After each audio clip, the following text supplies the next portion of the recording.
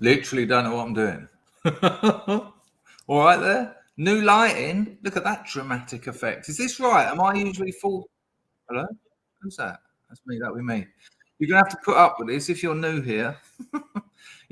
Well, there might actually be some new people here. I was on iHypocrite's show, the progress report. It went very well. I just want to say that it went very well, and it really did as well. The comments were incredible. People saying, and not just one either. I'm not actually blowing my own trumpello here. I am just repeating the notes other people played on their trumpets. They were saying to my boy LP, you should have Dangerfield on as your as your regular host. He's brilliant. I was like, yeah. But no.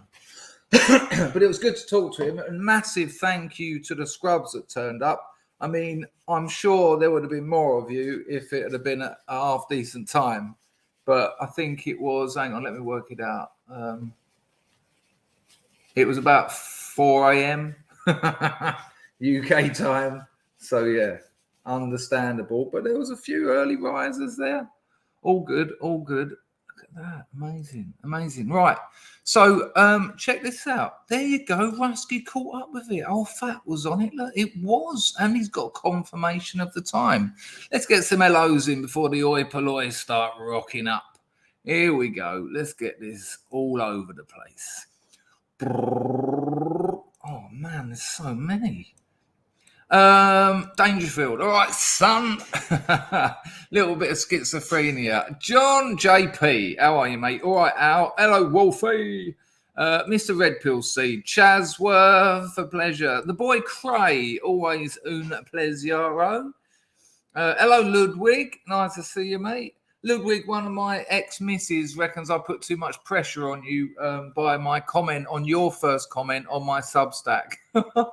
She reckons that every time I write a story now, you think, oh, no, man, he's expecting something miraculous. But I put her straight on it, and I said, yeah, you're fucking right, I am. Here we go. Who else is on the phone? Mrs. Look, she hasn't got, I have not got long. She's got to go out. AGM, and she's the secretary. Damn. There's a storm brewing, is there? Well, if you're the secretary of the AGM, Mrs. Mean, I'll say the only storm on your man will be the AGM. Know what I mean? There you go. Nice to see you anyway. Who else we've got here? Hello, Livy. Nice to see you. Nixie. Picard. Hello, son. I hope you're well, as ever. Nearly repeated myself there. Hello, Mr. Francis. How are you, sir? I think. Hello, Anglo. Nice to see thee. RP. Hello, mate. Hello, Jess. Been a long time. I should have left you without a strong rhyme to step two. Yeah, time's up. Sorry I kept you. Yeah, you know, hit and miss with that one. Pizzle, nice to see you, son. Hello, October. How are you, mate? Jack London, imagine Jack London. Rag sent me a photo of Jack London. I might dig it out a bit later. Jack's going, did he? Jack is now texting Rags. What photo did you send Dangerfield? Actually, was it Rags or was it you? I don't know. Getting confused with myself now here. It's a terrible state of affairs. Hello, Denise Manise. How are you, my son? Did I say hello to you, Al? Of course I did. Well, there's another one. Hello, Doc Shelley. What un pleasure. Right, there you go. Hello, Mark. Sorry, mate. I didn't mean to miss you without a strong rhyme to step two. It is, isn't it? And the thing about it, Jack, I only learned this. I only learned this on iHypocrite stream. I can do this with very little effort. I can do that. All right. I'll take your thing off the screen. Thank you, Wolfie. That means a lot, mate. He's a pleasure to talk to. He's just all right, isn't he? You know, it's like talking to Devon. He's not a twat. You know, he's got a high IQ. He's got good insight. He knows what's going on, like in terms of what his area is, which is internet weirdness. And so it's easy. It's just a chat. You don't feel like you're being questioned or interrogated. Anyway, So I can go like that, Jack. But then, depending on, what maneuvers I'm making and in which situation, very simply, I can go like that. I mean, it's almost a different person, isn't it? Look at that, look. And if I slightly look, glasses up a bit higher, slight frown, turn to the right with it in, right? Got that? Mid 21st century writer, right? And then with no effort at all, just some bloke on the internet. Barely recognise the fella.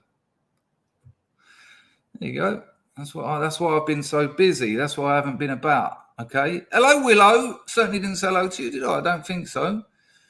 Well, I have now. All right. If I missed anyone, hello, Jer. This always happens, doesn't it? If I missed anyone, I'll catch up with you later. Hello, Pags, and then I'll see them. Hello, Debbie. Hello, Vincent. How are you, son? Charlie. Right. I'm not going to say any more. Vartentation. It's the first Vart of a new dawn. It's a new day. It's a new Vart. And I'm feeling good. Hello, SC3. Hello, Daffyd. Actually, that reminds me, Daffyd. I'll wait till there's a few more people here, though. I've got a bit of a tune to play. Rags will be here soon. He's having a big old Barry White. For some weird reason, I imagined it then. I didn't want to picture that. Well, apparently so. I mean, he got his channel back. He appealed 2 years ago. It's a great system, YouTube. And they out of the blue, I talked to him. He said out of the blue, they just sent me that email saying, well, I think that's what he said. He said someone helped him construct an appeal. But I can't imagine he'd have done that in the last couple of weeks. And they said, yeah, you can have your channel. And then he made a video, I think. This was what Lyndon told me, my boy LP, I hypocrite. And then they banned him again for hate speech. I mean, it's so vital. That's the second Vart of the new dawn and the new day. And I'm feeling good. Thank you, ST3. That's all it took. I just wanted someone to recognise that. Thank you, mate. You know what? There's blokes out in this neck of the woods who have surgery to get tashes like this because they can't grow. A lot of them out here, it's not in the genes. They have these dear little sort of, I don't know what you'd call it, like a sort of anorexic, no, like a caterpillar of alopecia crawling across their top lip. So they go to, oh God, yeah. So check this out. Right, I'm all over the shop already. Back to normal. Didn't take long. Here we go. Don't worry, people. I have got 1, 2, 3, 4, 5, 6, 7, 8, 9, 10, 11, 12, 13 clippage. So yeah. I am shafted though, without a doubt. I've been working hard. I've had real trouble getting back into work after the holiday. Now, by real trouble, I mean there's fucking loads of it and I hate it. But I have been doing it. But I have I have pissed out a couple. I've sneezed out a few standalone videos. A few is a bit much, isn't it? Someone wrote to me and said, well, I better not let the cat out of the bag because it's a surprise for someone. But someone crossed my palm with silver and said, make a video for a friend. I went, all right. So that's interesting. But anyway, so I talked to a mate, right? I haven't spoken to him for years. Video chat, WhatsApp. He comes on, full head of hair, right? And he started chatting. I went, whoa. Less about all that. Let's talk about the syrup. He went, no. He went and he grabbed it and he went, it's my hair. He said, I had the surgery.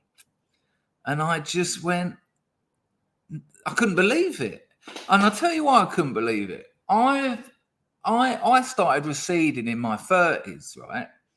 I didn't really give a shit about it, you know. When I had dreadlocks, I had proper dreadlocks. It was a bit of daddy ras, to be honest with you. Like the biggest one was about that big at base, like about 2.5, 3 inches across, and 2 come out of that, and then the end, like littler ones come out of them, because that's what happens if you actually do it properly.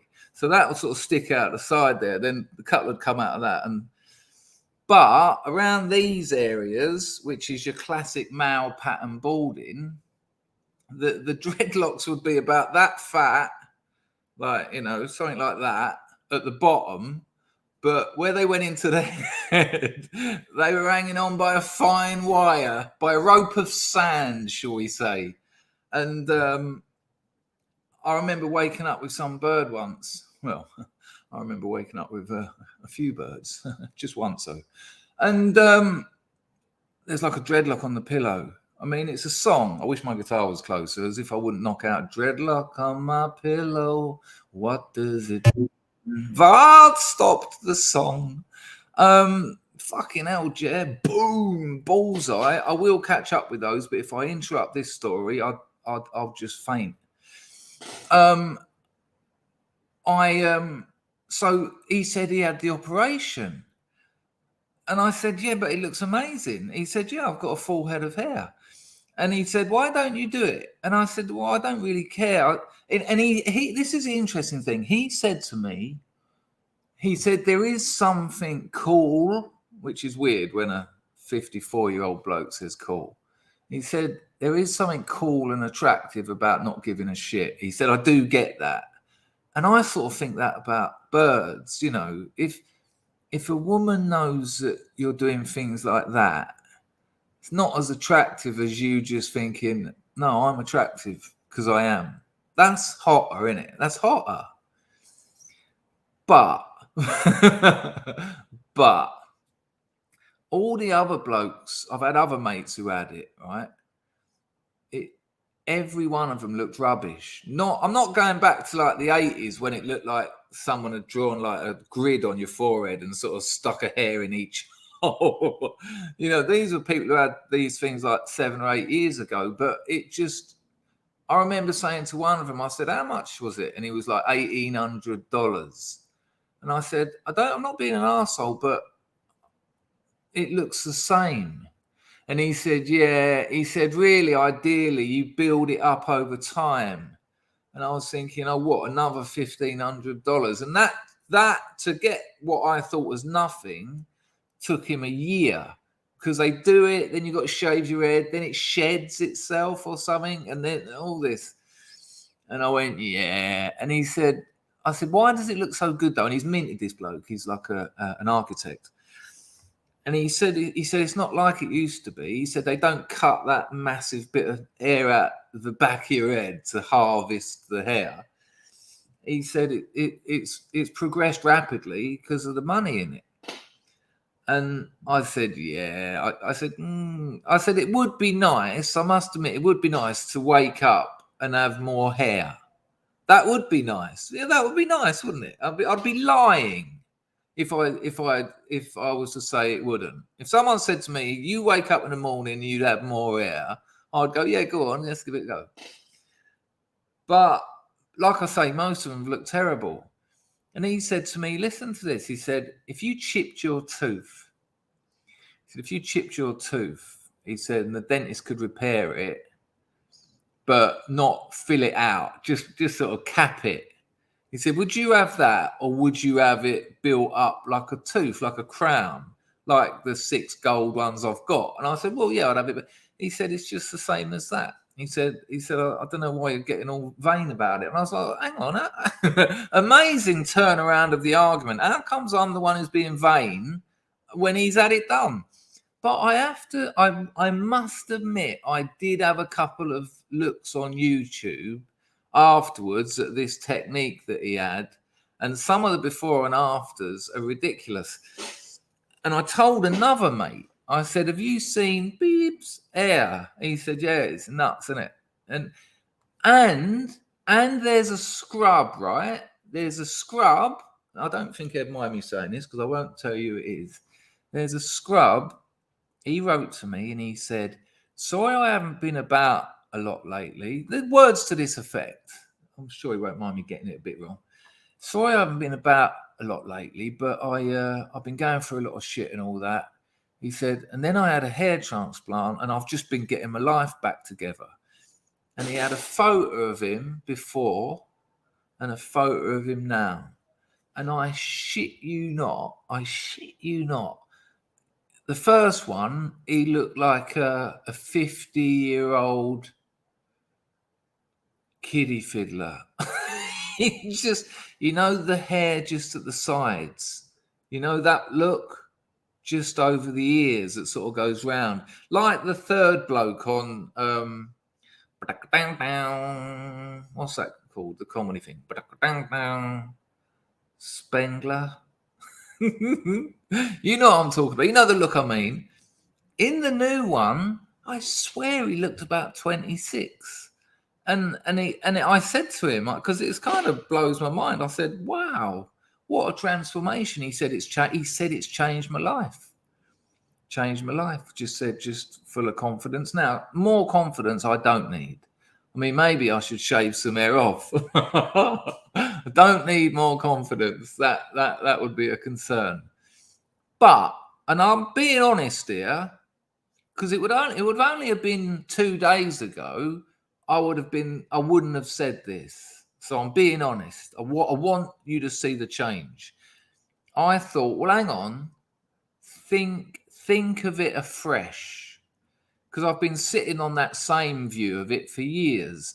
And the problem with sitting on an opinion and not, what would the word be?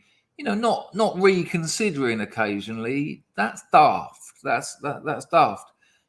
And I must admit, I spent about a good 2-3 minutes looking in the mirror, and for a bloke, that's a long time to look in the mirror.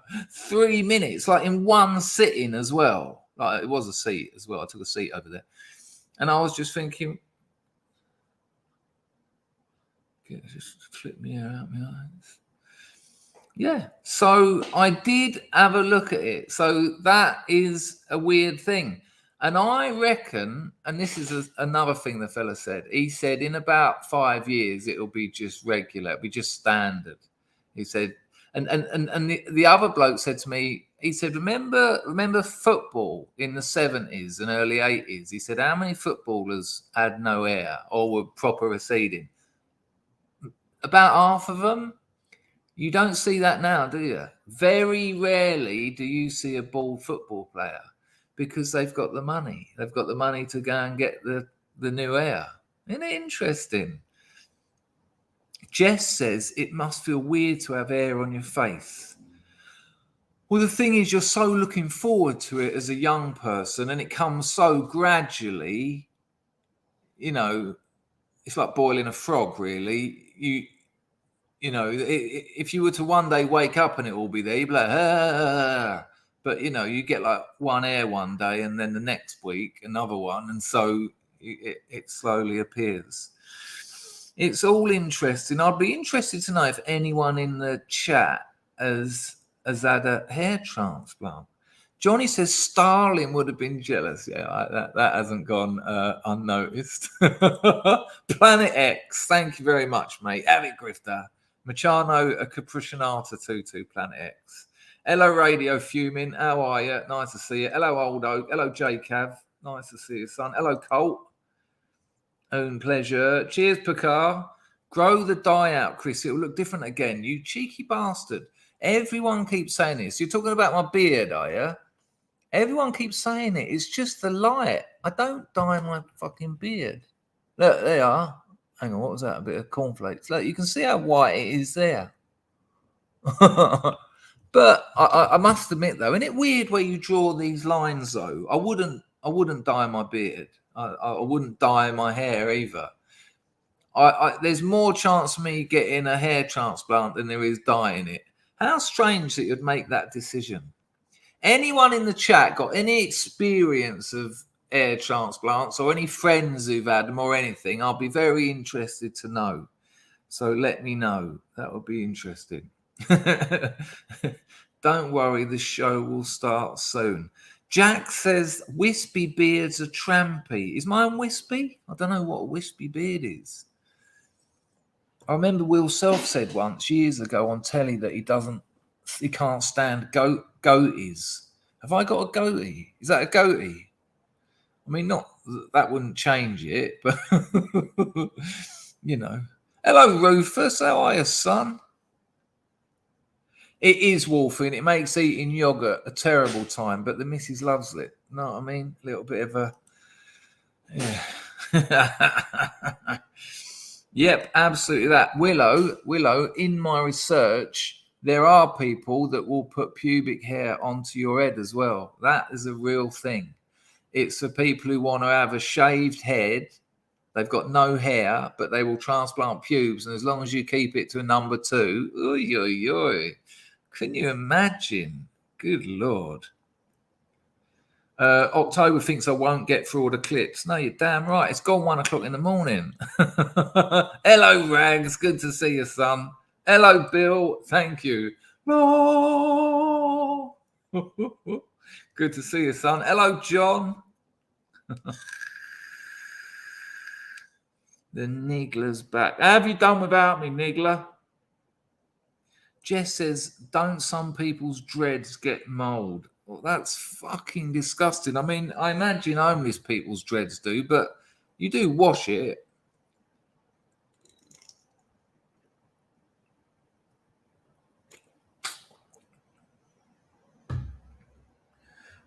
Apparently, boy George has had a hair transplant. Well, George has got a shaved head. My mother rang me up to tell me he's going into I'm a Celebrity, getting me out of here. Now, I might make myself look like a real fool here, but I don't know whether that show's already started, but I reckon he's got a good chance of winning that. He's a very engaging and very self-aware person. And if you're self-aware, hello, John. If you're self-aware, you tend to be aware of people around you. I think there's a good chance of him having a result. Pocket money for you. Thank you. Really, Jer. Amazing. Thank you for your very kind generosity. 55 big ones. Thank you, mate. Thank you, everyone who donates. Jack says that baldies have higher testosterone. I don't know about that. I don't know. Is that true? Evening all. Hi there, Christoph. Hello, Chris Silverhaze. Nice to see you. Anglo says, ex-dreadlocked commie. What the fuck am I doing here? Well, it's handy to know your enemy, isn't it? You know, it's in the art of war somewhere about that. I'll dig it out. Not now because I'm making it up, but I'll, you know. Right, where are we going? Hello, Marzipan. Thanks for the welcome. An absolute pleasure. John says, to be fair, I was going to grow dreads once. Then I come down from my EI. They were wicked on acid, though. They were just flicking around in the strobe going, yeah, man, not off me head. Come on, I was 17. Good Lord. Space Hopper Mark says they do it in square lumps. Friend of mine had the hair transplant. It looked so obvious. Yeah, imagine that. Yeah, you don't want that, do you? You want it to look like you can't see it. I don't know. Yeah, it was a weird turnaround, wasn't it, Bill? Dennis says, in 50 years' time, every 80-year-old man will have a full head of hair and a six-pack. I don't know about the six-pack, but maybe. But that's real hard work, because the thing with a six-pack, you don't only have to lift weights, but you have to cut fat. That's professional bodybuilding. You know, you have to do like something stupid like 4 months building muscle. To build muscle means taking in loads of calories and the training. And then you have to spend a few months cutting all the fat out and dropping all the calories and starving yourself. You know, it's a full, you know, when you see those sort of male models, well, and female models, obviously, but female models don't tend to have to do the muscle thing. They're just always cutting. But yeah, fuck all that. I mean, I think six packs look gross on men and women, but especially on women. I've seen a bird pull up her top once, go, what do you think of that? And I was like, masculine is what I think of that. You've got a man's belly. Not so nice. Hello, Seeking Truth. What a pleasure. Have I embarrassed you, Denise Moniz? I don't think baldies do, John, but it was because he had that. I don't know what the look is. You know, just sort of around the side. I don't know. Right, there you go, like a monk. Like a monk, Jack, but without the front bit. A monk without the fringe. A fringeless monk. Let me see what happens if I type that into Google. Fringeless monk hair. But fringeless monk haircut. Didn't get what I was expecting. Weirdly, loads of pictures of women. Well, that didn't pay off as much as I thought it would. Right. Let me get up with where I'm going.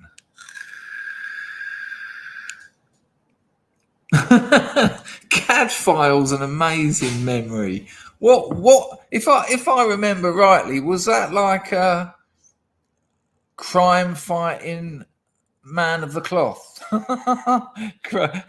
Crime fighting Augustinian monk. Oh, good Lord. Actually, let me just catch. Hello, Snoopy. Snoopy gave me a donation to a comment.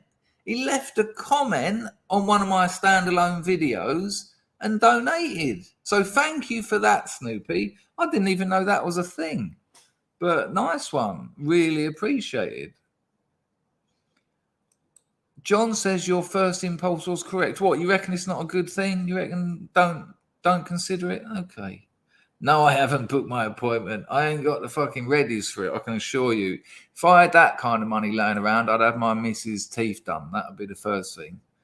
I mean, I haven't even got a scooter at the moment. I gave mine to the missus thinking, oh, I hardly use it. Fucking hell, have I missed it. I'm going to get myself a little Honda Sunny. I'm serious as well. I'm going to get like a little second-hand $60 scooter, 49cc jobby. No one will nick it.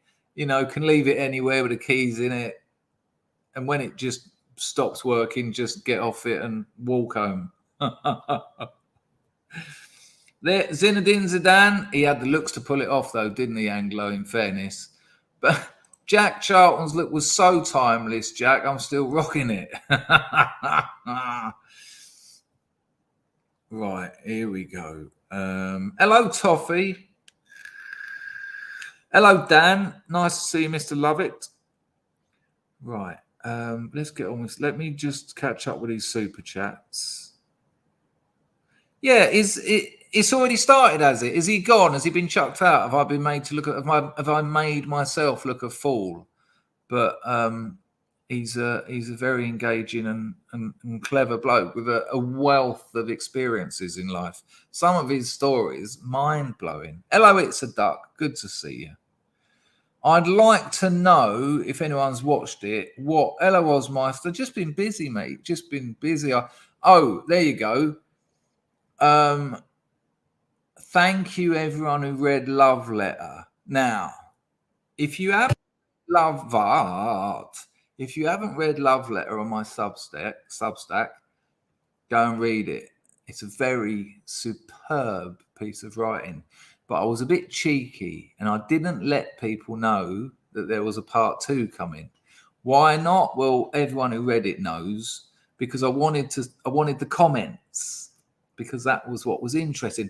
You know, you don't really get, I haven't really had a chance to serialize things like that before. And I suddenly realized Substack gives you that opportunity. You can tell someone a story, they assume it's ended, because the other 2 parters I've put on there, I've published both parts at once. And then I told myself I'd give it a week so that there'd be a few more comments, but I couldn't resist it. But I'm very, very proud of that piece of writing. Textually, I put a lot of work into it. Like issue 1, part 1 is riddled with clues about what's coming in part 2. You've got to look pretty hard though, so maybe don't bother. I'll just catch up with these super chats, and then there is an announcement I've got to make. Hello, Mega Essex boy. Good to see you. I appreciated your email as well, son. Nice one, Picard. Toffee stream with Mars. Can't Can't believe I'm not first. That's above my head. Oh, so Toffee is doing a stream with Marzipan, and you're gutted you didn't get picked first. Oh, God. You know, there you go, Toffee. See the trouble, see the problems of being a streamer. Hello, Rockhopper. Nice to see you. An absolute pleasure. Silver Razor's nailed it like a hairy horseshoe. That's brilliant. Absolutely brilliant. Hello, Jens. How are you, son? You still working hard on your law course? Hello, Mark. He did solve murders. CAD file. It was Derek Jacobi. Hello, free client. Nice to see thee. But Snoopy, going back to that 10-bit, thank you for that. That was amazing. But Stanton's not a footballer, though, is he? But fair enough. You, of course. Me's amazing. Anglo, what the fuck am I doing here? Chris, what the fuck happened? Well, I've got a couple of clips about it. How distressing. How depressing. Very weird. I mean, there's things you're not allowed to say on YouTube and Facebook. There's things you're not allowed to say on YouTube and Facebook about the Brazilian election. How's that democracy going for you? Thank you, Anglo, for that. Yeah, the reason I didn't do the stream was because I just thought, hang on. I naively thought that an election would be on day X. Everyone would get their ballots in, and then they'd read out the winners. I'm hearing that some places they're going to wait 3 or 4 weeks till they're all in. And it's always the ones where the Democrats are losing that they've got more coming. I mean, it's just, I can't believe what did they even run on? I mean, the abortion thing, I guess. But I think people's everyday lives and the state of the United States trumps, sorry about that choice of word, but trumps abortion for the majority of voters. I don't know, man. I couldn't believe it. And I'm trying to say something that I'm not allowed to say there. I don't believe it, is what I'm saying, essentially. Hello, Nona. Nice to see you back. Yes. If you haven't seen that, people, it's on my Telegram. It's also on my Twitter. Amy Gallagher is suing the NHS, the Tavistock NHS. Here's the weird, nice to see you, Nona. Here's the weird thing about it.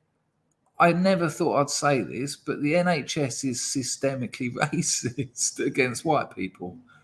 Listen to what that woman's got to say. She set up a GoFundMe. I definitely go and after this stream, go and check it out, people. Just search Amy Gallagher NHS or Amy Gallagher Tavistock Clinic.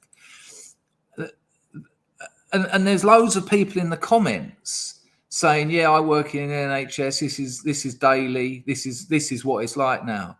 And she said things like, you're not being critical of this ideology. You're telling it to people as if it's fact. And like she gets an email from her superior saying, can you stop talking about this, please? Can you stop talking? But her GoFundMe is about 130,000. She's after 200 grand to take them to court. And then she's going to do a class action as well. Yeah, it's all very, very interesting. Toffee says that Boy George insists that Stevie Wonder isn't actually blind. That sounds about right. Hello, Lulu. Nice to see you.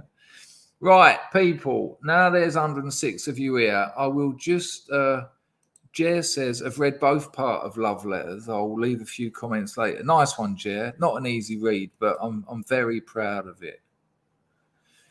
Pags, hello, Pags. Paul McCartney knocked Stevie Wonder's mic over and he caught it. Yeah, but that could have been the force. You know? I mean, I see Skywalker do that on that first documentary about him and his dad, Vader. Hello, Mr. Craig. How are you, son? Pags ads without looking. Right, nice one, Jens. Yep, it's a nice break from all the law books. I had a mate study law, and he was so out of his depth so early. I felt for him, really. It's not easy, is it? Because essentially, I mean, that's Little Bullet. I know that already. Essentially, if you're studying law, I'm guessing this, but I think you'll probably agree, Jens. Essentially, you're studying a very specific history. You know, that's your presidents, isn't it? I mean, obviously, there's your mens rea and I always forget the other one. It's something like Mons Pubis, Victoria's Secret. I don't know. But it's like a specific history, isn't it? Good Lord. Hello, Jeffro. Nice to see you. Yeah, I'm just going to say yes out of the blue there. Yeah, exactly, John. All that it's insane. Willow says that Diane Abbott's counting the votes. There you go. Yeah, but you wouldn't trust her even if you were cheating, would you?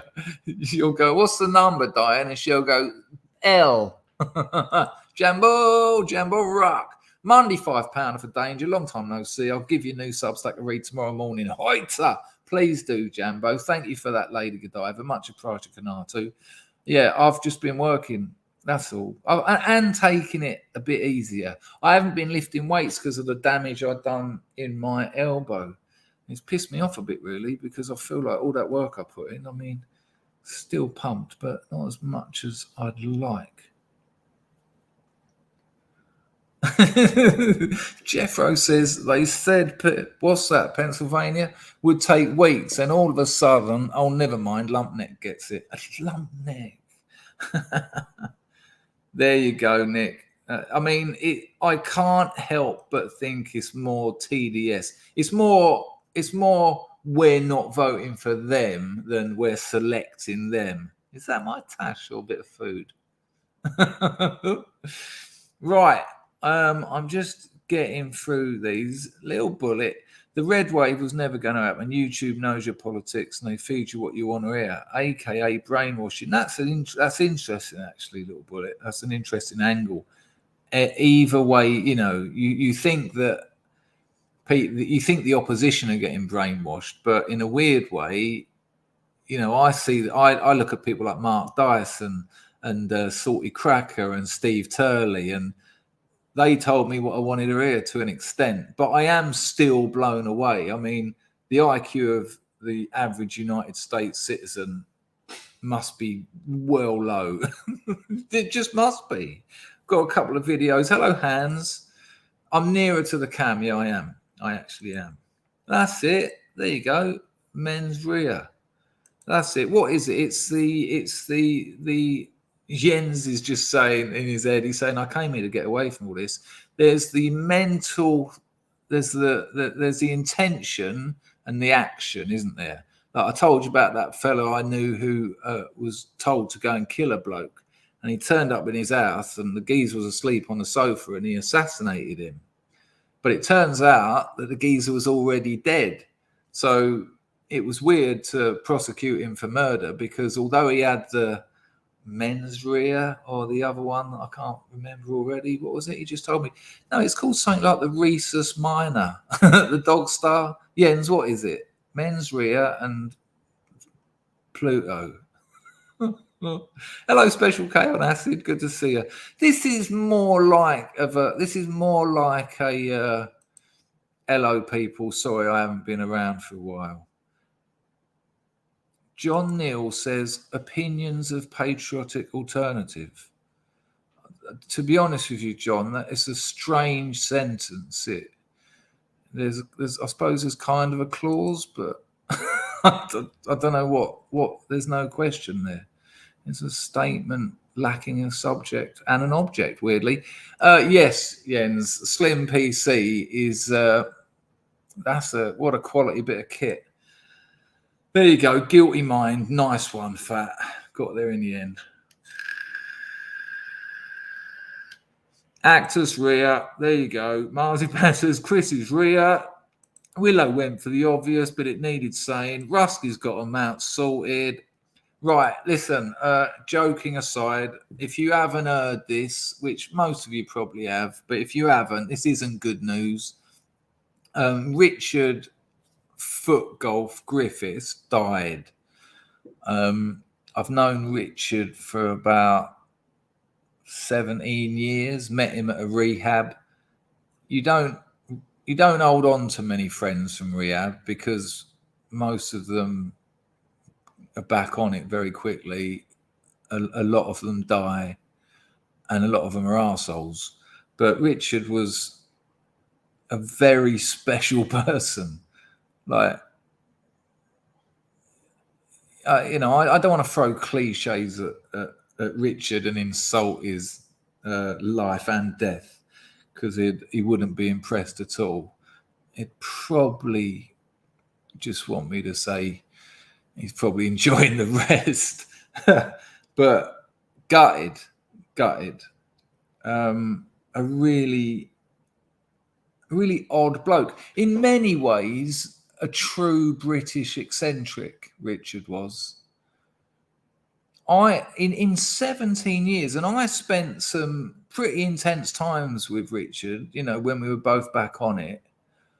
And old Daffyd, that he could say some of the most brutal and savage stuff. Now, in fairness, I should have said, no one really knows. It was very sudden. He wasn't ill or anything, but so a couple of people have asked about maybe doing a fundraiser or the thing about Richard is he had so many friends. Everyone adored Richard.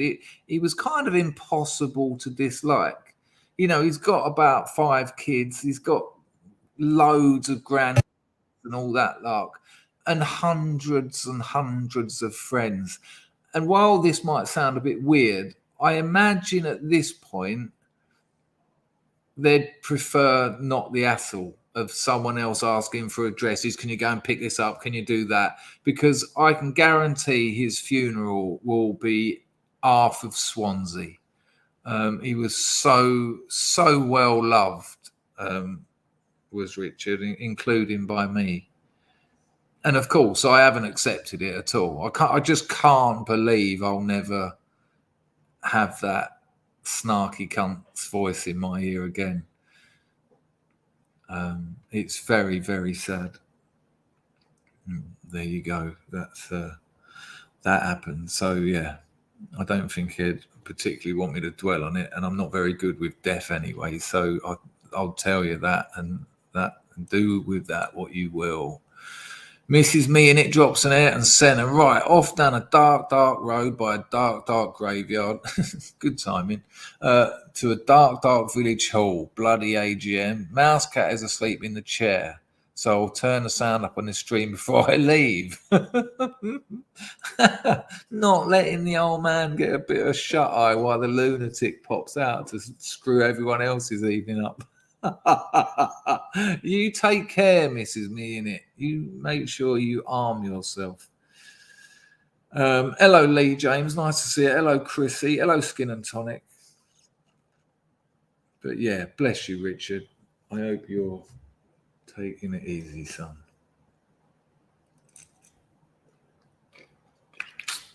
Right, that's 45 minutes of chat. Let's get into some of these clips. I'll put these on. Hello, Robert White. I'll get these in. Oh, it was brilliant, wasn't it? Brilliant. And the thing about Richard is he had a few, like, I think the vernacular is baby mama. I don't ever want to say that without commenting on the fact that I'm saying it, but he had a few of them. So, I imagine he was using it daily and with pleasure. Calm down, Amber. Excuse me. Oh, it would appear I'm already connected. Right, it would appear. Hello, evil dog. Good to see you. Right, where should we go first? This is really weird. This is a short, so it's very small. I'm telling you that. YouTube are threatened by TikTok, so they've done this shorts thing. I think it's about a year old now, isn't it? I don't know how to stream anymore, people. You take a week off this game, you don't know what planet you're on. Have a look at this Elon Musk short. Very strange. Here we go. The honor of having the most liked tweet of any living human. This is. Can you hear that? Can you actually hear that? I'll play it again. Hang on. I have the honor. Right. Could you hear that? Can someone tell me if you could hear that? Oh, cool. We got plenty, mate. Okay, you can hear it. Here we go. So Elon's already said, I have the honor, right? I have the honor of having the most liked tweet of any living human.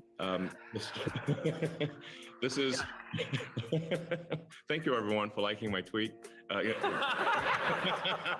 that was the where I tweeted about that next time buying Coca-Cola to put the cocaine back in.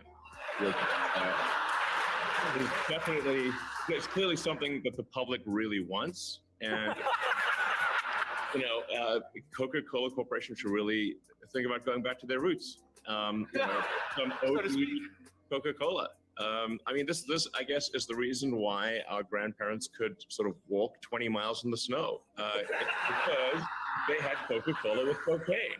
This is the real reason.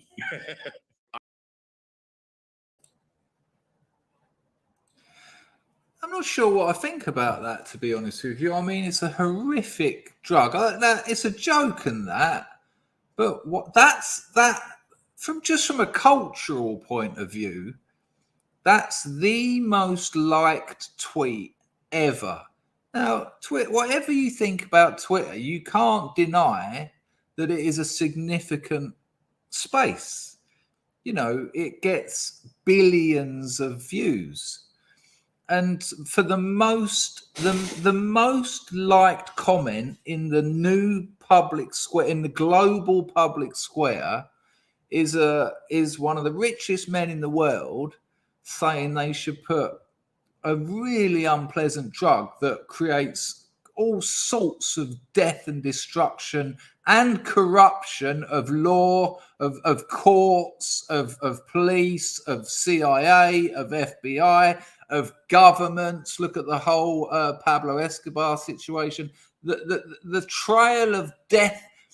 Every time you put a bit of coke up your snout, think about the trail of death, destruction that gram has left in its wake. I mean, we talk about blood diamonds, but narcotics are much the same. They're dripping in blood and government level corruption.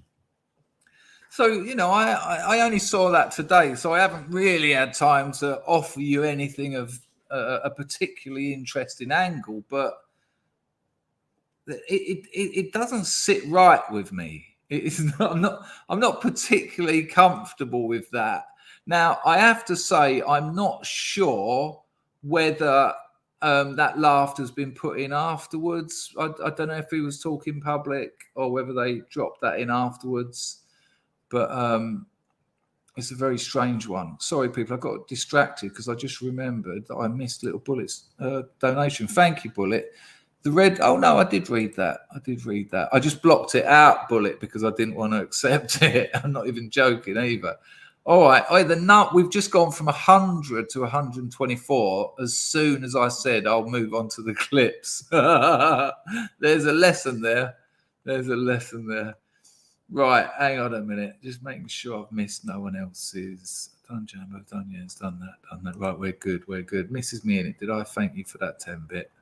But you look. Oh, there you go. John said it was live to a conference. Well, there you go. Funny you should mention Colombia and Vincent. We'll go there right now. Let me find out where it is. That can wait. Those two need moving round. That can wait. So I've got to be really careful here, and I can't name names. I really can't. There's laws against it. But let me just get a little bit of the backstory. So Biden, you know that bloke, he met up with the president of a country very, very close to me. Like I'm almost living there. And he called it by the wrong name. Have a look at this. I mean, I know it's only a slip up, but fuck me, man. It's just like he's a permanent slip up artist. Check this out. And it's not the first one, but you'll hear it. There's no need for me to keep going on about it. Here we go. Now that we are back together here in Cambodia, I look forward to building even stronger progress than we've already made. And I want to thank the Prime Minister for Colombia's leadership in the ASEAN chair. And I want to thank the Prime Minister for Colombia's leadership. What do you say at this stage? There is a little bit more worth watching, actually. Hang on.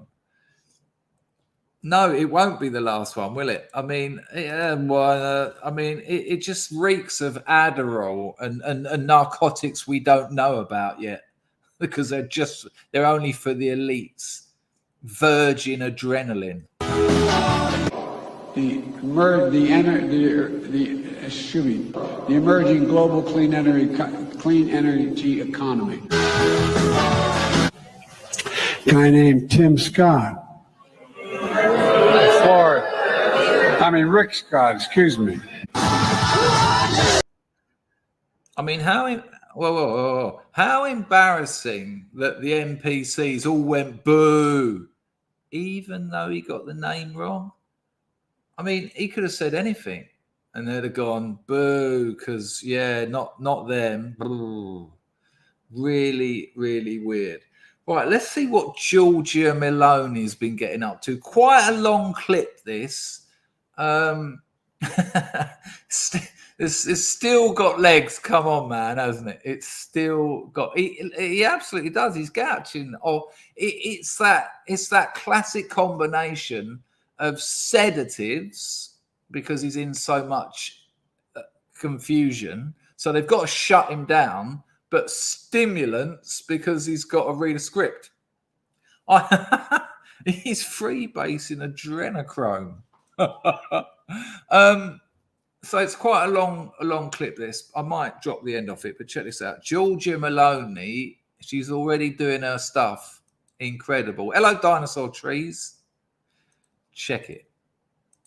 Like I say, it's a little bit long, but it's certainly worth it. And I could just get it to the juicy bit, but in context, it's a bit better. That's the fact. Here we go. Well, look, in terms of the people deluded enough to believe that the illegal migration crisis we're seeing across from France to England right now in any way be solved by us being in the EU, there's actually a real-life case study playing out right now. I mean, try not to cry, people, but look, read that top line. Officials reveal they are spending £7 million a day housing asylum seekers in hotels. Now, I know people, as most of, if not all of you know, who can't afford to clothe and feed their kids. I know people who've got problems the medical problems that the hospital have put off for like a year, 2 years, simply because they don't have the resources. And they're they say asylum seekers. Well, that used to be people who came over legally, went through the correct channels, and not trafficked Albanians who just turned up in a dinghy. £7 million. It's not their money. Were we asked about that? Did anyone say, do you want your taxes? That's our money. And yes, I do pay tax in England, a fucking load of it as well. It's not their money to spend on this. They're spending our money fucking us over. I mean, I know that's not a hot take, but sometimes it just kicks you in the nuts. And it particularly kicks me in the nuts today, because I was talking to someone just the other week who who, you know, he's got 4 kids sleeping in one room. They took his house off him. They said they couldn't afford to keep. It was a 3-bedroom place. So he had 1 bedroom for the girl, 1 for him and the missus, and the 3 boys shared a room. And they moved him into a 2-bedroom house. They said they couldn't afford to keep him in the 3-bedroom house. So he's got the 3 boys and a girl sharing a room. 3 weeks later, there's immigrants living in there on the government's purse. That's your and my purse. So this is a little bit close to home at the moment. Anyway, that isn't why I'm showing you this, but it's connected. Now, disproving that completely. Now, perhaps unsurprisingly, it involves the new Italian Prime Minister, Giorgia Meloni, who is already, it's fair to say, ruffling the feathers of the EU establishment. Of course, it was all nicey-nicey when she recently met with French President Emmanuel Macron. But it hasn't taken long for Meloni to actually send shockwaves, really, through much of the EU establishment. Now, this involves... I'll tell you what, I know this sounds weird. I really don't need Meloni letting me down. Now, I know that's very personal, but it's just there's been so many letdowns. I don't need her letting me down. Please don't. Please don't. Just, Georgia, just make it happen. You started well. Please don't let the power get to you and just get absorbed into the machine. I beg you. I don't think I could take it. A case of a ship that was carrying 234 migrants picked up in the Mediterranean. Now, that's been forced to dock in France because the Italians refused their entry. And Giorgia Meloni has ridiculed a resettlement deal struck with France, Germany, and other EU states, saying that it covered just 8,000 migrants this year, less than 10% of the close to 90,000 arriving in Italy in 2022. And you see Meloni quoted as saying there, do you know how many have been resettled so far? 117, 38 in France. Something isn't working. Look at the numbers. It's amazing. Do you know how many have been resettled so far? 117. I mean, what I need to know is, how do you defend the other side of that argument? How do you sit in one of those chambers and go, well, there are logistical issues with this new plan? And you're like, yeah, but between Germany, France, and England, you're spunking about $25 million, blah, blah, blah, blah, blah, blah. And you've only got about 100 resettled. How dare France condemn another country for protecting its borders? I mean, it just reminds me like the way they condemn Hungary and they condemn Poland. You don't get to do that. You don't get to tell other countries what to do, because we see what happens when they start telling you. It's just shocking. They can do what they want. That's a nation state. Yeah. Remember that, you fucking liberal pricks. When she was asked why migrant rescue ships insist on docking in Italy, she says, this is not written in any agreement. I believe it is not fair. And so you have this situation now where Giorgia Meloni is pushed back very strongly indeed, forcing the French to accept this ship, the Ocean Viking, carrying 230 migrants. So that's now docked at a French port. Now, that's operated by a French NGO. Now, I know this fella's on side, but it's interesting. He's using the language that the media use when it says forcing the French to receive them. No, the French could say no. The French could say no. They have that option as well. They just have to do what Italy done. Just say no. No, this isn't. There's no agreement. Meloni's right. There's no agreement. Italy has not said we will take migrants coming over from Africa. That's not been agreed. We're running a country here. It's not, you don't just do it, fuck it. Come on, I'll just make it up on the spot. Well, look at them, look at all those starving kids. Oh, sorry, they're all fighting age men with 3 or 4 phones each. But regardless of that, no, she said, there's no agreement, they're not coming. And the French then take him and go, oh, Italy, now you've lumbered us with them. No, your own lack of balls has lumbered you with them. And look at the state of your country. Yeah. Have you read Mikhail Welbeck's submission? Don't need to read it. Just have a little walk around Paris. And just to show you how Maloney has changed this situation already, the French had actually never before allowed a rescue vessel carrying migrants from the Mediterranean to land on its coast, but did this time after the Italian government refused. As for the French, they're saying the migrants were Italy's responsibility under EU rules and that the French move on this case was an exceptional measure. He said that the Italians' refusal to accept the ship was incomprehensible and that there would be severe consequences for relations. Georgia. He missed out the best bit there. Let's just take that back. He said, this is Macron, Gerald Darmanin. He said Italy's refusal to accept the migrants was incomprehensible. What? In what world is that incomprehensible? Even if you support that kind of movement, it's not incomprehensible. They just don't want them. I mean, it's not rocket science. It's incomprehensible. What? You don't want you don't want hundreds of thousands of people from other failed nations flooding into your country, causing more problems like they already have. That's absolutely demonstrable. It's incomprehensible. But that's still not the best bit. It's incomprehensible.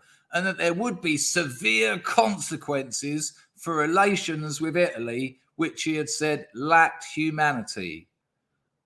Well, it didn't lack humanity for the Italians, did it? It actually was effervescent with humanity. It was actually very humane for Italian people, which is Giorgia Meloni's job. It's her job to look after the people that voted her in, largely on issues such as immigration. Didn't lack humanity at all. It just lacked the French version of humanity, which is wrecking their nation. Severe consequences. I mean, jokes. What? I mean, what? Macron's not going to talk to you. There'll be no Christmas card from Macron this year. Ooh, shocking stuff. Hello, Woodlander. Hello, Lumi. Good to see you, the pair of you. Not like together and that. That would be actually quite horrific. And that there would be severe consequences for relations. Giorgia Meloni herself condemning what she called an aggressive reaction from the French government, saying it was incomprehensible and unjustified. Let's look at this in terms of so-called EU cooperation, that so far this year, 164 people moved from Italy to other nations in the bloc that volunteered to accept them. That, of course, being a fraction of more than 88,000 that reached its shore this year, 14% arriving after being rescued by NGO vessels. So there you go. Right, I just want to interrupt there, right? You know the RNLI, the Royal National Lifeboat Institute, or whatever it stands for. You know, they sit around town centres with their little plastic lifeboats. Oh, give money. Kids are drowning. Look into it. Look, it's all on the internet, easily found, and not by conspiracy theorists. Their website. Oh, fuck it. Let's have a look at it. No, it'll take too long now. They are a globalist organisation. The RNLI is a globalist organisation. Now, don't quote me on these numbers. I'm trying to do my best to remember, but it's something like 15 or 20% of what they raise. 20%, something like that, of what they raise from all their fundraising, and hang on, I'll get to that bit, is spent on British shorelines. The rest of it is just spent abroad. It's spent abroad. When they talk about NGOs picking up migrants in the Channel, that's the likes of the RNLI. We're paying for it. Now listen, if that's what you want to do, I believe in freedom. You should be able to do that. You should be able to raise money to do what you want to do. That's freedom, right? But I reckon if you were to sample 100,000 British people and say to them, where do you think the money goes that you give to the old RNLI, the old lifeboat shakers? Where do you think that money goes? I reckon, and I know it's just a guess, but I think most of you would probably agree with me. I reckon, hello, Matt. I reckon 99.9999999% of people would say, well, it's, people who are drowning and like fishermen and their ships and that. It ain't. It all goes abroad. Now, it doesn't all go abroad, but a massive chunk of it does. Now, that's actually also okay. Again, but let people know, because some of the things they're doing abroad are actually quite good. And before you say, oh, hang on, you can't have it both ways, Chris. Well, you can, because I'm not having it both ways in another area. I've often said I think rich nations, successful nations, should help other nations. I think that's a good thing to do, but not by overcrowding our country and our agricultural system and our hospitals and our public services. Help them in their own countries. It just makes more sense. So some of the stuff the RNLI does is like that. But here's the weird thing. They took a massive plunge. And I looked at the numbers, and it was about 2 years ago, their donations started plummeting. Why did their donations start plummeting? What started getting in the news about 2 years ago? NGOs and the like fishing migrants over. Oh, no, come in. It's a taxi service. The British people, they give us the money. They put their, and it's always working class people, rarely the middle class and upper class. Oh, have some charity. No, that's why they're rich. Working class people, well, I've got a spare 20p, I suppose you can have. It's all good for the lifeboats, all good. All, they tend to be ex-military. It's all good. And when this money went down, I was looking at year on year, and it sort of gets to about 217 and just takes a drop, and then 218 a drop. And I was reading the spin. It was saying, well, donations to the RNLI have went down suddenly in 2017, blah, blah, blah. But they went up again and exceeded previous records. And I was thinking, maybe I got that wrong then. Maybe it wasn't that people were starting to understand what these people actually do. No, it turned out the government gave them a load of money. The government. So when you hear NGO, when you hear non-governmental organisation, is it still an NGO if the government are helping fund it? No, it's not. It's not. Well, I mean, you can. Imagine setting up an NGO on the back of the government's purse, which is the people's purse. You can't call yourself an NGO anymore. You just can't. Hang on, I'm going to have to get these stats up because I'm all over the place with it. Hang on.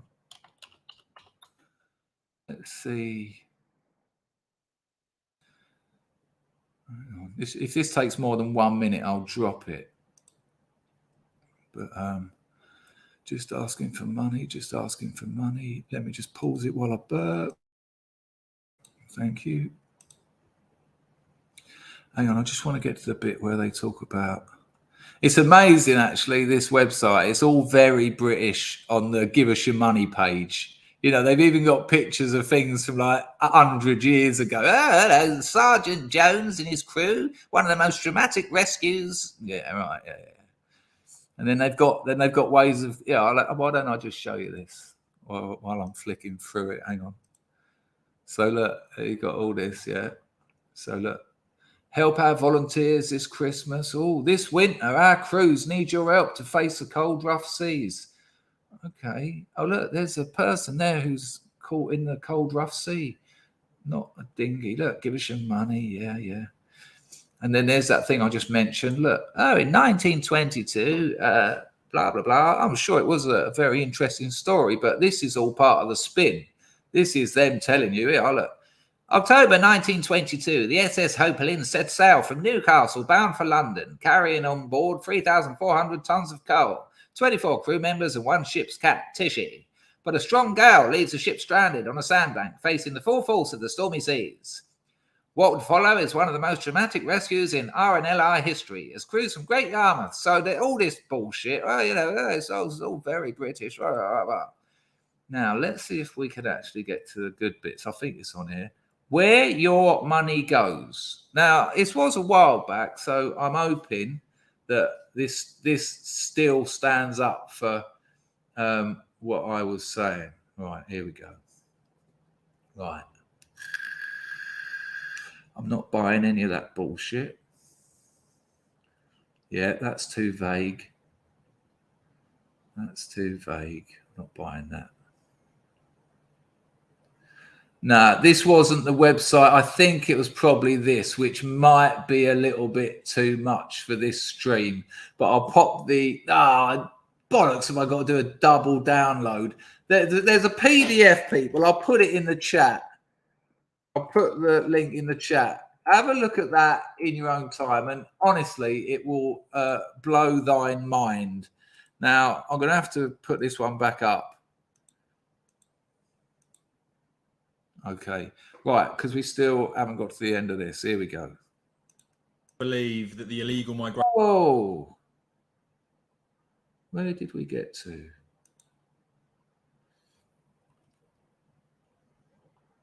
Let's try about there. Let me know if you can hear it, please. And unjustified.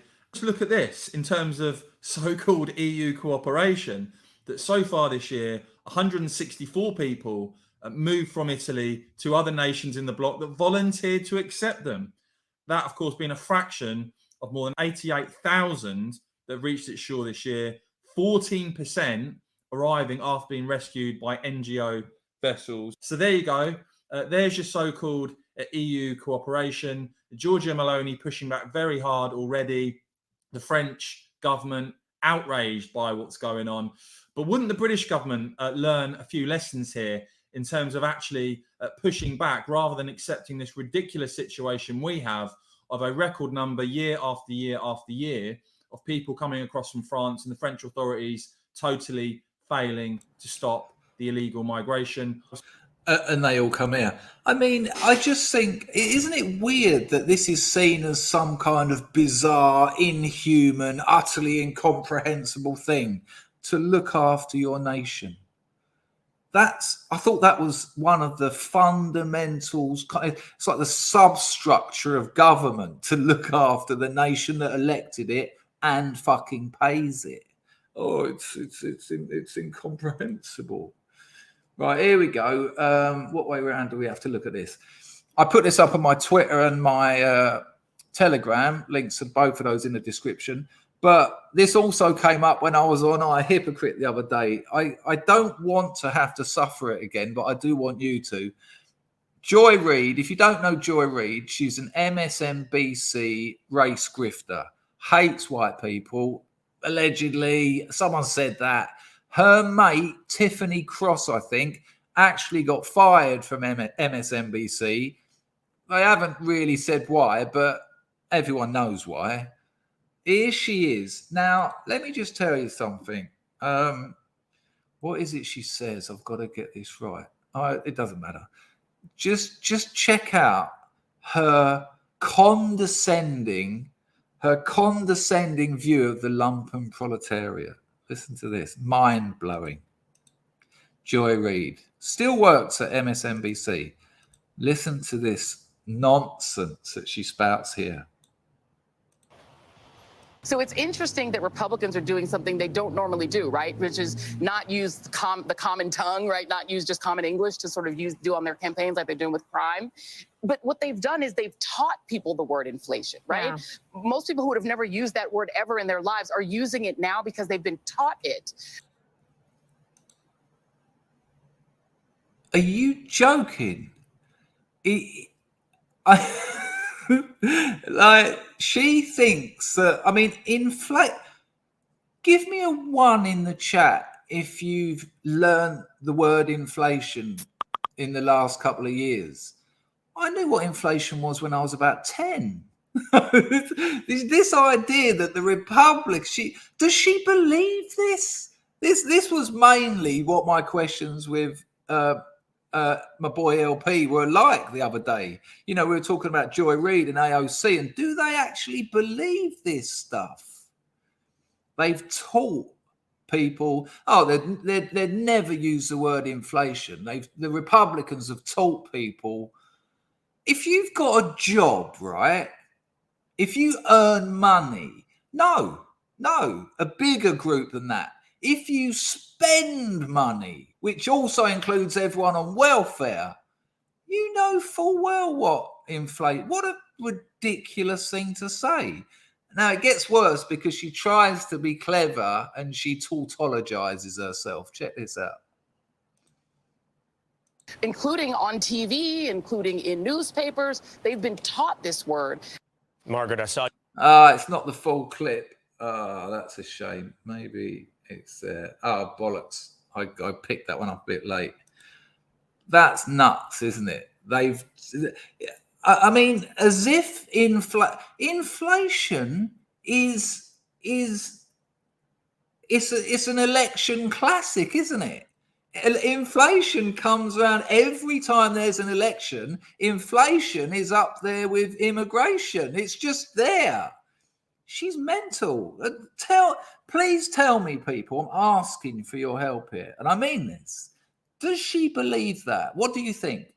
Does she believe that the Republicans have somehow propagandized the lumpen proletariat, the masses, by teaching them this new word, inflation? And if she doesn't believe that's actually happened, what is her angle? What is her angle there? Exactly, Jens. It's ridiculous. Hello, George Orwell. Nice to see you. Glad you're enjoying it. Hello, Flammer. She's evil. There's no deception. Well, there you go. There you go. Dennis, Joy is anything but. She Woodlander. She doesn't believe anything. She's just flapping her lips. Okay, Snoopy, who's over that neck of the woods. This is interesting. I'm sure she believes it. Most of these types of people think everyone is retarded. There you go. So she's actually got that kind of. She's got like elitist syndrome, hasn't she? She's in the media and she believes she pulls the strings, and to an extent she does. So you can't take that away from her. But that seems like a ridiculous reach to me. I haven't seen this next bit because I just wanted to see what Joy Reid said. So let's take a risk and see, because they've got like a few.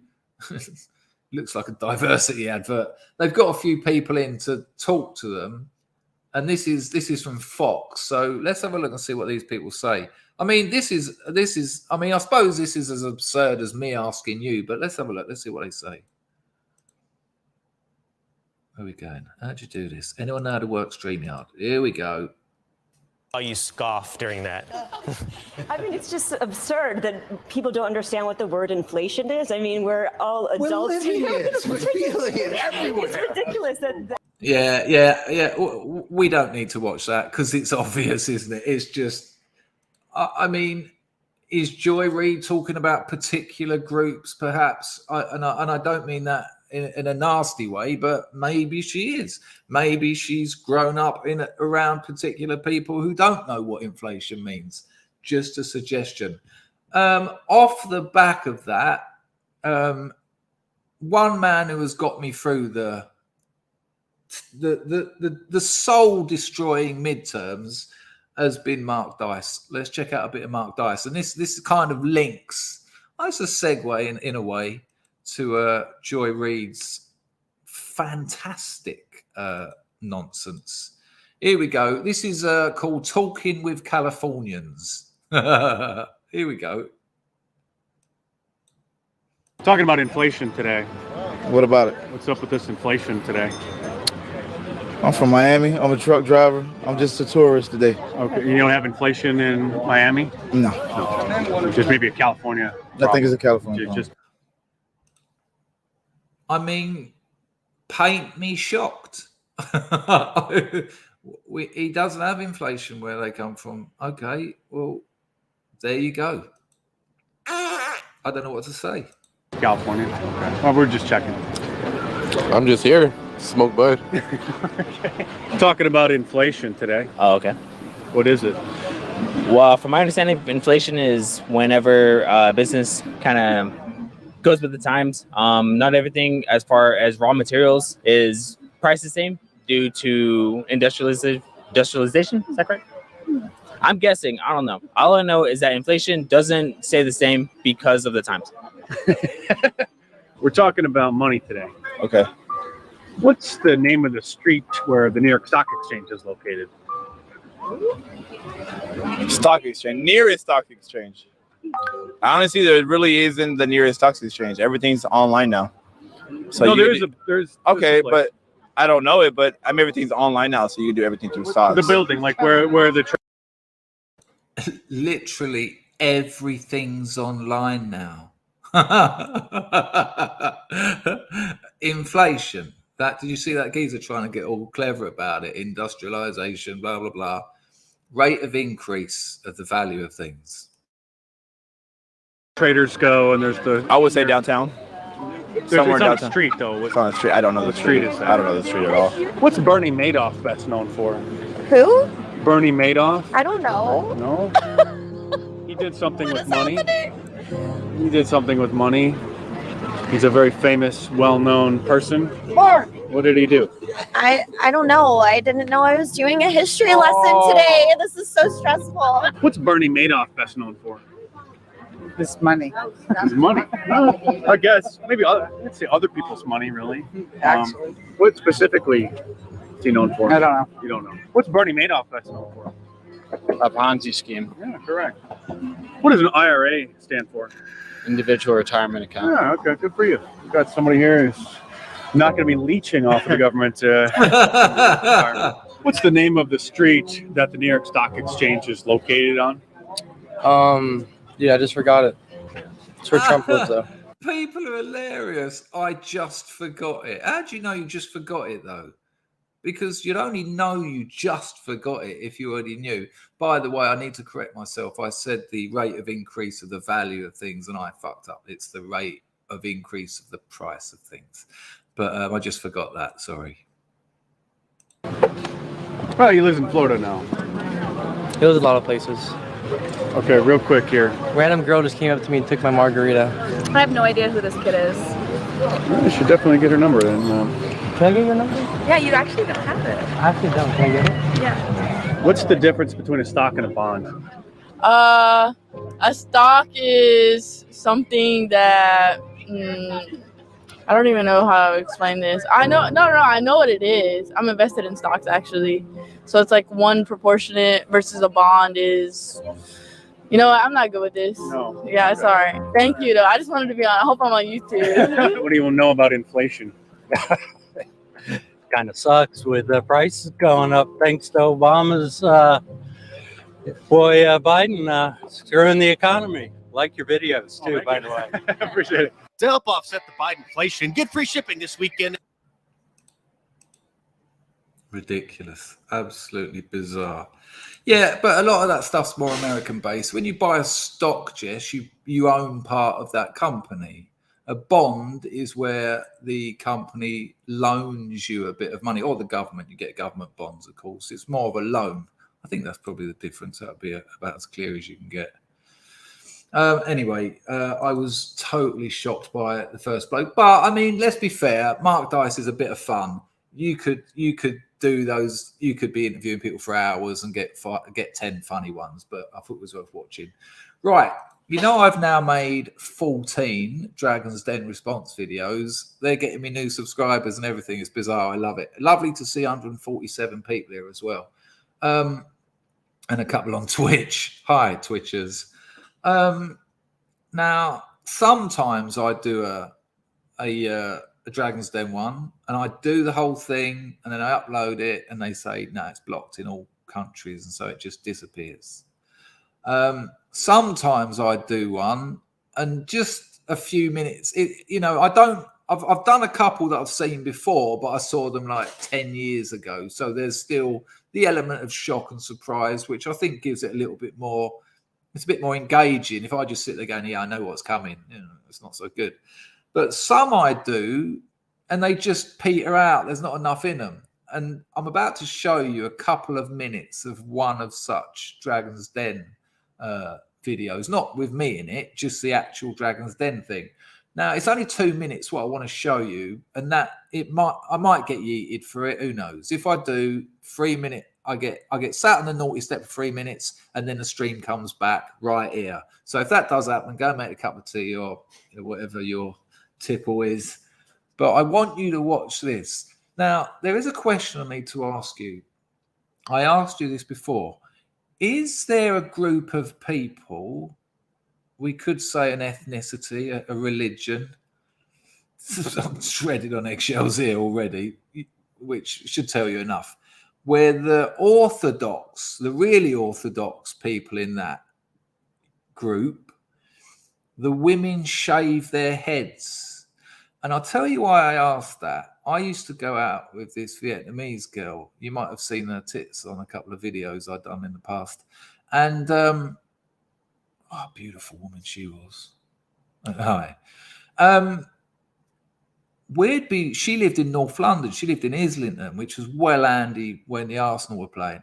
And when we walked down the street, if a couple came towards us, if a woman come towards us with a brown bob, my missus would say, she's one.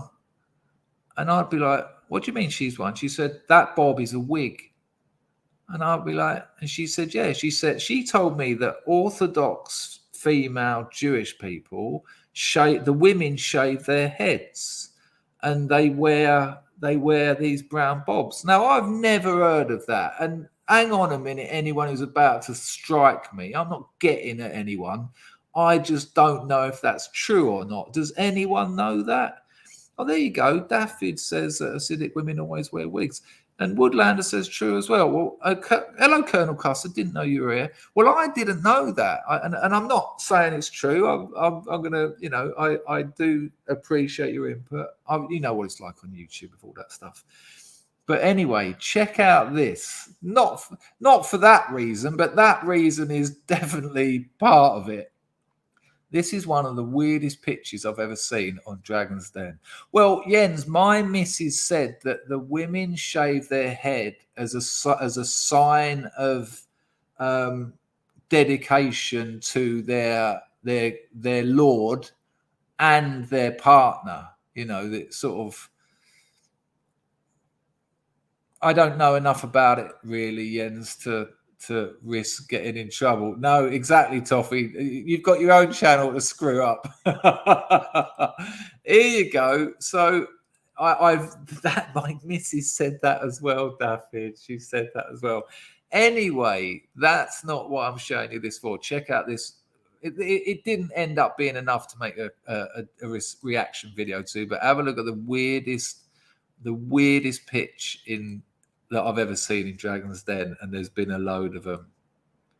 Remember, people, that these people are asking for money from some of the most financially successful people in the country, okay? That's what they're doing. Why would you make the decisions that lead to this pitch? Hello, I'm Rachel Fogel. I'm Alta Fogel. Of Busy Bits. Busy Bits is a patented new construction toy with potential to become a world leader in the construction toy market. Hello, Busy Bits, can I help you? Yes, I just bought the Busy Bits, and I'm afraid I think you're missing a warning on the box. And if you look carefully enough, you'll see that all appropriate toy testing has been done and it's safe. Warning still missing, addictive. Our toy is exceptionally enjoyable and fun to play with. Busy Bits, guaranteed to keep the children busy.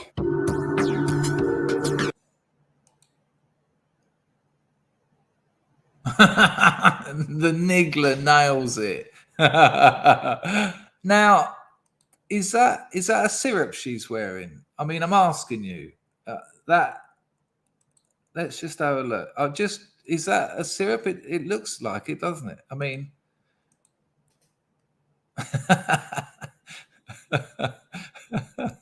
Jess got whiplash. Good call, Jessica. Amazing. But what an amazing angle. She was just addressing adults, and then suddenly she went, brr, brr. Hello, busy bits. Oh, there's a problem with the labeling. Oh, and it missed another label. Addictive. Fucking hell, what are you selling? Crack. Space Opera says it's a syrup on a bloke. There is a certain lack of femininity in that person. There you go. So that was that. That was a bit interesting. Now, Denise Moniz, me and Denise Moniz have got a lovely little relationship on Skype. It's been going on some years now. I do like Dennis. When we done the Dangerfield's Chinese prescription, I immediately took a liking to him for reasons me and him. And he sent me this interview with Chris Eubank, right? Now, I've always kind of liked Chris Eubank. I like eccentrics. And you can't take away from Chris Eubank that he was one of the greatest boxers ever. He was. He was a fucking machine in the ring. He was. But he has got a chip on his shoulder. He's not that bright, and he wants to be. He also wants to be English in the very traditional kind of Sherlock Holmes sense. That's why he wears his tweed suits and his cane and his monocle. And, you know, he fancies himself as a wit with a silent T. And he hasn't got the speed of thought, and he hasn't got the vocab to do it, but he tries. And that it's almost endearing because it's nonsense. Now, apparently, one of his sons died. And in this interview, I'm not laughing at that, of course I'm not. In this interview, he talks about the son that died, and he says that he's his God, he's his master, he's his king. The dead son is his king. And he just elevates him to the position of a deity, which is his choice. I'm not judging that. But his other son, the boxer, who's doing quite well on the sort of celebrity scene, he's actually quite a nice bloke. The other son I didn't really know about. Listen to the way Chris Eubank talks about the surviving son, though. The surviving son. Put yourself in the position of the surviving son. And without a doubt, Ed have seen this. Now, this interview is nearly 2 hours long, right? Vart just blew my ears off. About 30. So the Varts have dried up, so that's really appreciated. Now, there's about 30 times in this interview, you can tell Chris Eubanks has learnt this new thing that he's going to start doing, where he tries to come across as like a lion. And he sort of, you know, the bloke will say something really, really sort of calm and just, you know, nothing. He'll say something like, Chris, what was it like, you know, when you finished your boxing career? What was the transition into, well, what we could call normal life like? And Eubank sort of goes, I'm an animal. Arr. I'm a killer. Arr. It's so cringe. I just had to watch myself do that, and I didn't like it. I don't want that. I don't ever want to have to do that or see that again. And please, and 1, 2, 3, and it's gone from your memory. Hopefully, you'll see a bit of that in this little clip. I think there's one right at the beginning, but that's not the bit I want to show you. Damn. I think there might be a little bit right at the beginning. Oh, Dennis, if you can get Dennis, if you can't be asked, don't worry. But if you can get me a time check where he does one of his growls, that would be great. But I know it's hassle if you can't be asked. So the bit I'm going to show you, I really want to see when he does one of his growls. I had it lined up, people, but then I pressed the fucking... Yeah, let's just have a look at the intro, because the bloke gets quite a good little, what do you call it, little collage. But then we'll watch him talking about his living son. So check out the intro first. Now, again, he was a fantastic fighter and a very astute businessman. I'm not slagging him off for that, but his behavior is ridiculous and it's embarrassing and it needs calling out, because if you go into public spaces, that's what happens. Have a look at the little intro, then I'll take you to the bit I want you to see. I'm a warrior. I go to the core. I am Invictus. In this exclusive interview with boxing legend Chris Eubank. Thinks he knows best, which is exactly what I wanted my son to be. Just be a man. I'm the superstar. But in his pursuit of happiness, he is fierce. My son only has the fierce. He doesn't have the champion. Will your son ever be champion? No, he'll never be a champion. This gets bizarre, weird. It really does. Right. Let's just get it to that bit. Right. Now, I think this is the bit. Here we go. Is it not sometimes, as a dad speaking, because my Cheers, son was Skin. one of the best golfers in the world, but at age 6, so he peaked a bit early. And I found it was quite an intense relationship being with him all the time and taking him around the world and playing in World Golf Championships age 6. And actually it was a better relationship as a father and son Come on. when I backed off from the golf. So is there a, or is that the opposite for you? When your dad left you to learn by yourself, you slowed down by 70%. You're useless without your dad. 70%, no, that's too much. Yeah, you slowed down. You weren't going anywhere. Your dad was your teacher and you didn't listen. And if your children don't listen to you, they will be like you. They will be low on the caliber of good golfers. You got to listen to your dad. You have to. Otherwise, you're an idiot. Period. That's an American term for full stop. How do I know? 19-time world champion.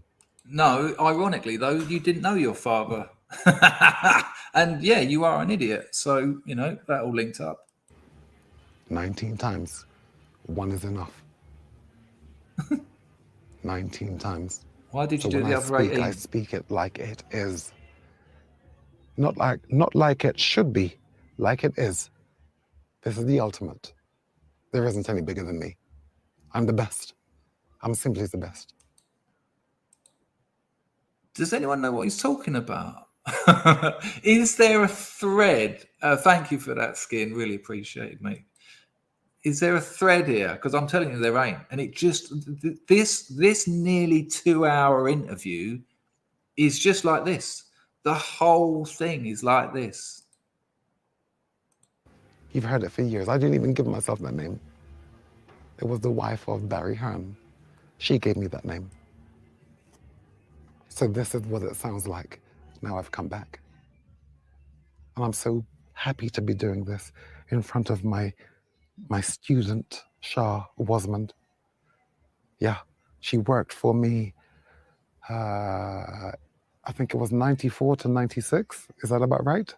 Yeah, that's right. And a good day's work today, Shah.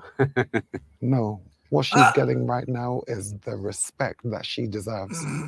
I trained her. She's brilliant. I don't even know what she's done. I've heard through the grapevine that she may have done. Hang on a minute. You can't say I trained her. She's brilliant. I don't even know what she's done. Oh, Snoopy, it gets better. That coat is 100% pimp coat. See that little bag he's got there under that scarf on the right? Yeah, I see my cursor. See that little bag? At one point in this interview, right? At one point in this interview, he moves that scarf across and there's stacks of cash, like stacks. Now, a stack of cash about that big can easily be $10,000. You know, money doesn't get massive because it's thin notes. He's probably got about 500 grand in that bag. And at one point, he just pulls that cloth aside and shows his money. And he says something like, do you think I'm showing off because I've showed you my money? I'm not. Cash is king. Ah. Then the bloke only said something like, do you like drinking wine? Let's have some more. This, and she became a success in that. I can't, once I've taught you, I don't look back. Get on with your life. What I've heard of her, and I haven't even confirmed this, I haven't seen her since 1995, 96, 97. I haven't seen her. I don't know what she's been doing, but I know she'll be the best. She'll be a superior queen in whatever she does.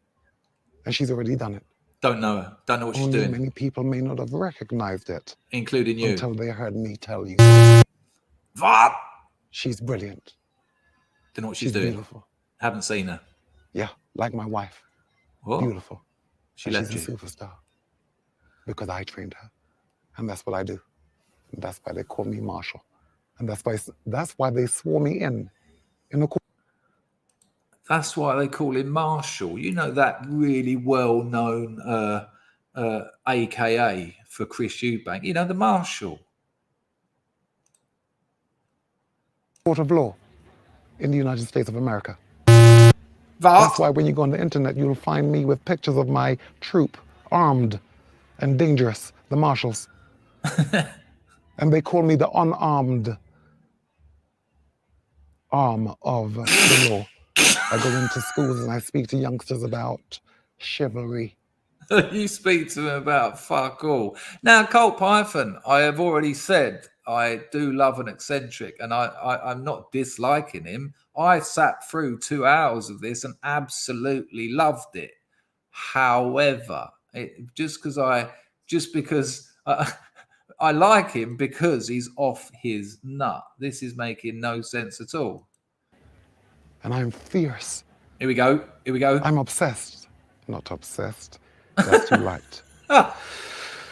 Psychotic when it comes to being a marshal and protecting those who need protecting from those who take advantage of anyone. That's who you're talking to. Just words. Oh, I'm the superstar. Go on. And I teach. I'm not here. Hold on. I'm not here to tell people, look at me. Look at how much of a star I am. I don't wear bling. I wear my son's watch. My son Sebastian. It doesn't even work, but it works for me. And I have what made me. Jah. Rastafari. Jamaica. That's who I represent. We are pure, we are good. I spoke to this Piers Morgan. I told him we had a 3-hour interview. 3 hours. Right, hang on. What do you think? Right, get your answers in the chat. What do you think that the marshal, the unarmed arm of the law, what do you think he told Piers Morgan? Now, if you know, that would ruin it. But if you don't know, what do you think he told? And that he's bringing into this bit of this, I still don't know what he's talking about, by the way. I don't know. I like to think I can follow poetic reasoning and poetic texts, but this is just gobbledygook. But now he's moved on to Piers Morgan. When he says I don't wear bling, he's got £500,000 in his bag and he shows it to you later. It's just brilliant. It's such a cacophony of contradictions. But check out what he says to Piers Morgan. And for some reason, he thinks this is an amazing insight. Down to 37 minutes. So what's in that interview? What's on that cutting floor? Well, I'm telling you now. One of the things I told him, which you didn't see, is as follows. We came over here in the Windrush generation. We came here. The poverty in Jamaica is not even something you can't even imagine the poverty. There was nothing. And then there was a call from the Queen of England, Queen Elizabeth II. Come to our country. We'll give your children a better life. Hello? Is that the marshal? Is that the unarmed arm of the law? Yeah.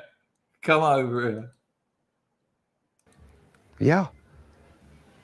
How old were you then? Let me carry on. Sure, sorry. Minus You'll know the 20. age now. Yeah. I'll tell you. There's a reason he can't remember how old he was. Do the maths.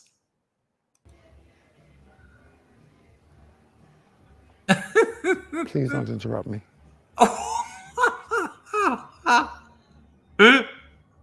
The things I speak about are very close and sensitive. Right. So they're hard to actually keep a hold of if you're Piers distracted. Morgan? Sorry, mate. So please don't distract me. I can't teach you. I cannot give you the best interview I can give you if you interrupt I can't give you the best interviews if you ask me questions. me. Yeah. So where were we? You were telling. There you go. What he says to Piers Morgan is, you should be Prime Minister. That's what he tells Piers Morgan. You should be Prime Minister. Listen, people, I'll put the link to that interview in the chat. You will be transfixed. It's peculiar, but it's beyond reason. Just when you think you've got an idea of the level of that bloke's almost accidental ability to be surreal, he raises the bar so far, and you're just continually like, did you just say that?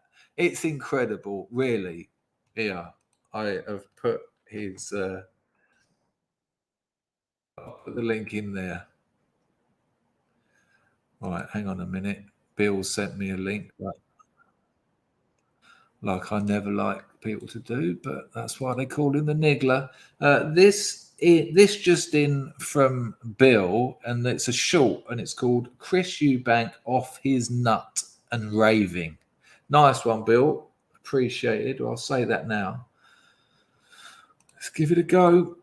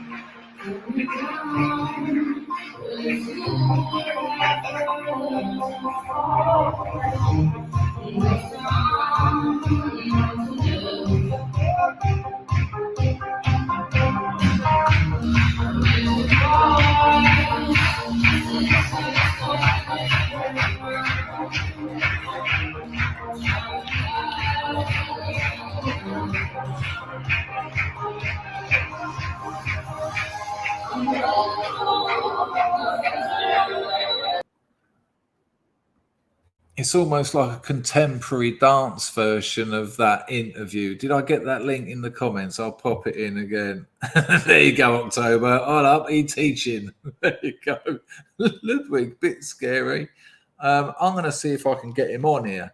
Now, while you think that's a real long shot, I'm going to work out the psychology that gets him on here, because I think there are buttons that can be pressed. Now, while we were talking about Dragon's Den a while back, hello, Alan. Good to see you. What an absolute pleasure. Nice one, Alan. I'll tell you what, I just thought that. I was thinking, what's his name? What's his name? Antonio Fargas or something, the actor. Where are we going? Anglo. Is Cold Hard Steel an anti-war song? It makes me want to think Fixed Bayonets. You have organised the outro. No problem, Ango. Hoyt to that. Cheers, mate. Machano Kushpranata Tutu. Yeah, I reckon it can be done. I reckon it will take a bit of working out, but there'll be something. If I can press the right buttons, And luckily, I'm far enough away from him not to turn up on my doorstep and cave my head in. Although he's got the money to get a private jet over here, so there you go. I didn't mean to do that, Bill. I didn't mean to do that. I just thought it would be rubbish.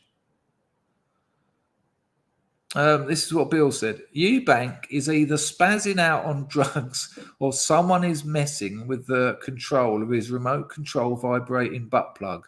Maybe the guy taking the video. That's actually quite funny, Bill. Just sitting there. Thank you, Anglo. Thank you, Bill. Yeah, I mean, it's a long shot, but I'll try it. Right, we were talking about Dragon's Den earlier. Now, this is from Rotten Politics. Theo Paphitis turned up on Question Time. Now, I think our boy Rotten Politics has slowed his voice down for copyright reasons, because for sure Paphitis doesn't speak like this. But it is Theo Paphitis. It's quite low. It's quite a low recording volume, so that's not my fault. But as I think who was it? I think as Rags sent me this, he said they won't have him on again. Check out what Theo Paphitis says on Question Time. It's rather cool. I mean, it's not amazing, but it's amazing within the enclosure of being an entrepreneur on Question Time, without a doubt. Here we go.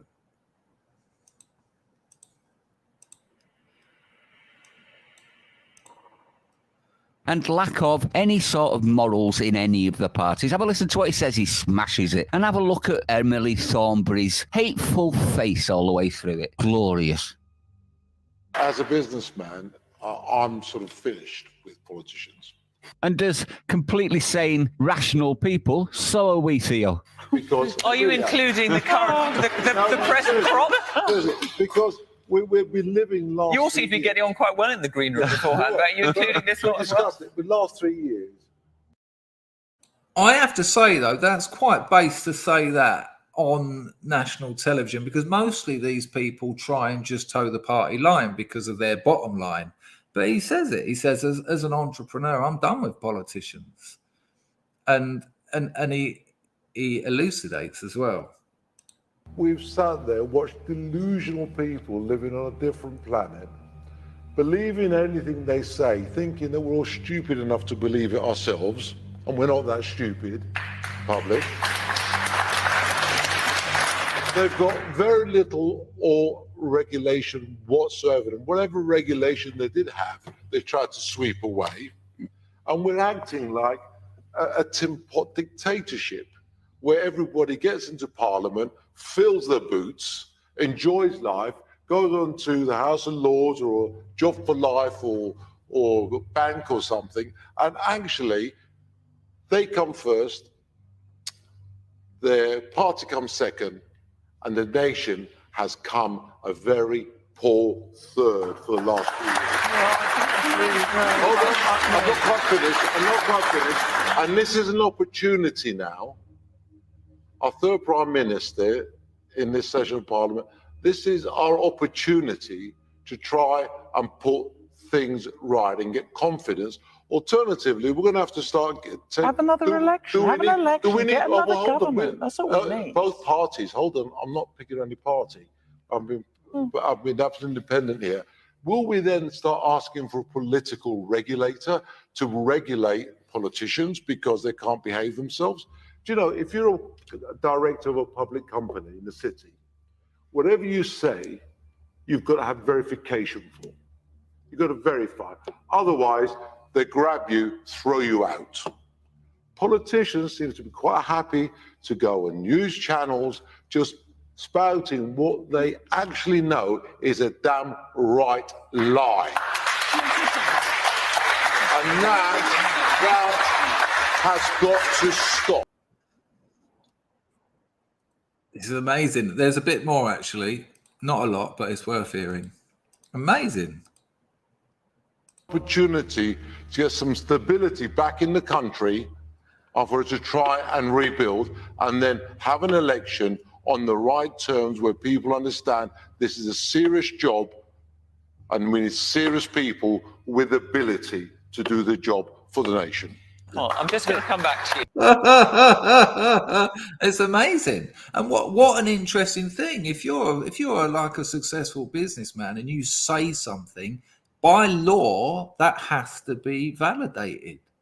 Whereas the government, the people that are elected by individuals who are paid for, hired by the public to represent them, they can say any old shit.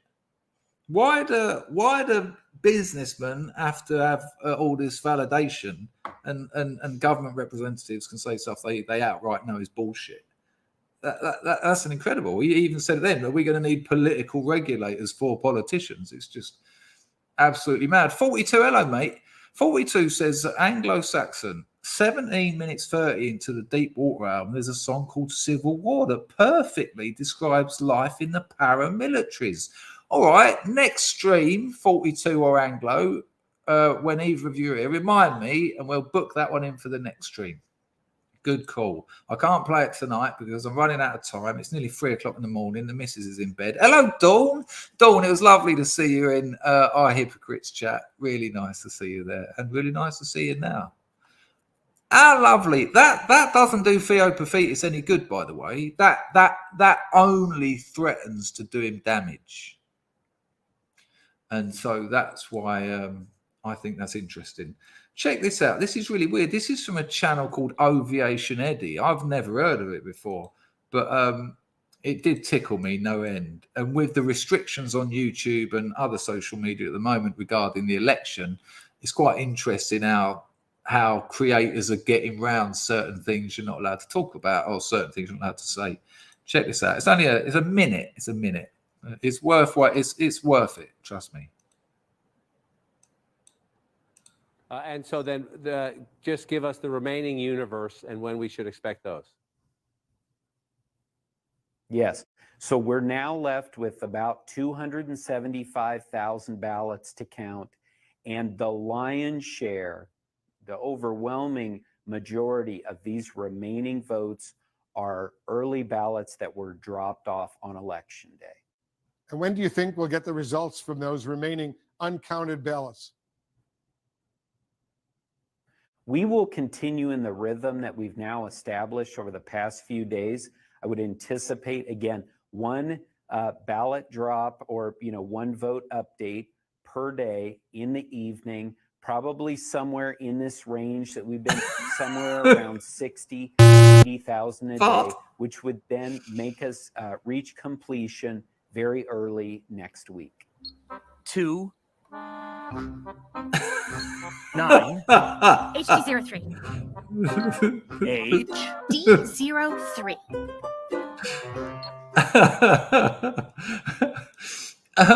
Hello, Mr. Bontoff. Hello, Crosshatch. Hello, Otto. Lovely to see all of you. Hello, Zen Maverick. Hello, Vart. Hello, Chris Air. Hello, British Dragon. Hello, Ozmeister. I said hello to Ozmeister, but you can have another one. Right, let me catch up with some donations. I've got a couple more clips for you. And we're going to leave today's stream with a bit of literature. Hello, Miss Dangered. Lovely. Where are we going? What was I going to do? Hello, Sezu. Nice to see you. Where have they come in then? Billy. This shows it better. I can't watch the same video again, Bill, but nice one on the donation. Please don't tell Eubank I said this. If I get him on, I won't, but I think you're probably going to be all right. It's a bit of a long shot. Right, where are we going to go now? We are going to go. Hang on a minute. I might have the wrong clip here, people, but I'm going to just risk it. Hang on. This might be the wrong clip. Made his decision to hang on. Backwards. Expected him to. Hang on a minute. Find a target. Hang on a minute. I'll just find the right one. Jesus. What a ball. Finding Vieira, who's Go on, inside Vieira. the area. Go on, my son. An easy tap in. Sorry, that was the wrong clip. I didn't mean to mention that Arsenal were top of the Premier League with 5 points clear. That was a pure accident.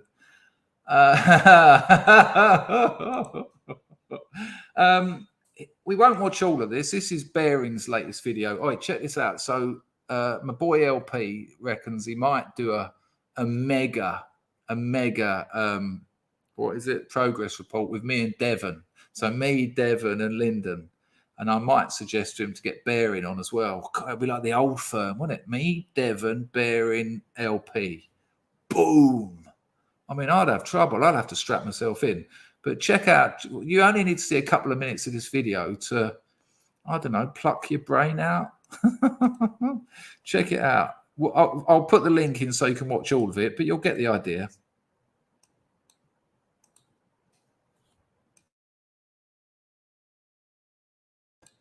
On campus abortion services, ladies and gentlemen. On campus abortion services. So I've got Sociology 101, and then I've got Biology 202, and then quick abortion, then it's lunchtime, and then I've got Geography and History. We're so feminist right now. This comes from campusreform.com. Socialist students petition for on-campus abortion services. Jesus Christ. Yeah, it's just the abortion rooms between the dunny and the diner. So there you go. More communists now who've marched into the institutions, and while they're in there, they now want to kill children on campus. Great. And I imagine that will be part of a whole thing about, if you saw the iHypocrite stream, he had this woman on there, this black woman, and she just went, yeah, I love being gangbanged. I'm a queen, and I think I deserve having loads of hands all over me. I had to check. She said, I like being ran or something. And I had to check with LP. I said, hang on, is she saying that she likes being gangbanged? And he went, yeah. And she said, I'm sexually liberated. And I was thinking, okay. But think about it. Think about young girls watching that kind of leftist nonsense in an environment where you can, get the abortion in the same place. So they promote the two things together. What could go wrong? Perfect. That's a perfect little factory of trauma. And that's before they start teaching you how to kill 300 million people in about 60 years. Absolutely shocking stuff. Right, give us a second. I've got another little clip for you. But let me just rack up cold hard steel now, and then I won't have to fiddle about a little bit later. Fiddling about. There's a few other people I didn't say hello to that I saw in the chat.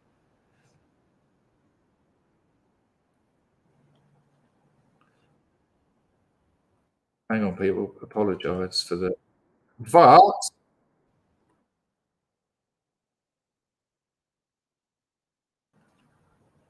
Right, that'll do. I forgot who I didn't say hello to, and I really wanted to. A British Dragon, hello, mate. Oh, there you go. Sarama, hello, mate. Nice to have you on the other day. Nice to meet you.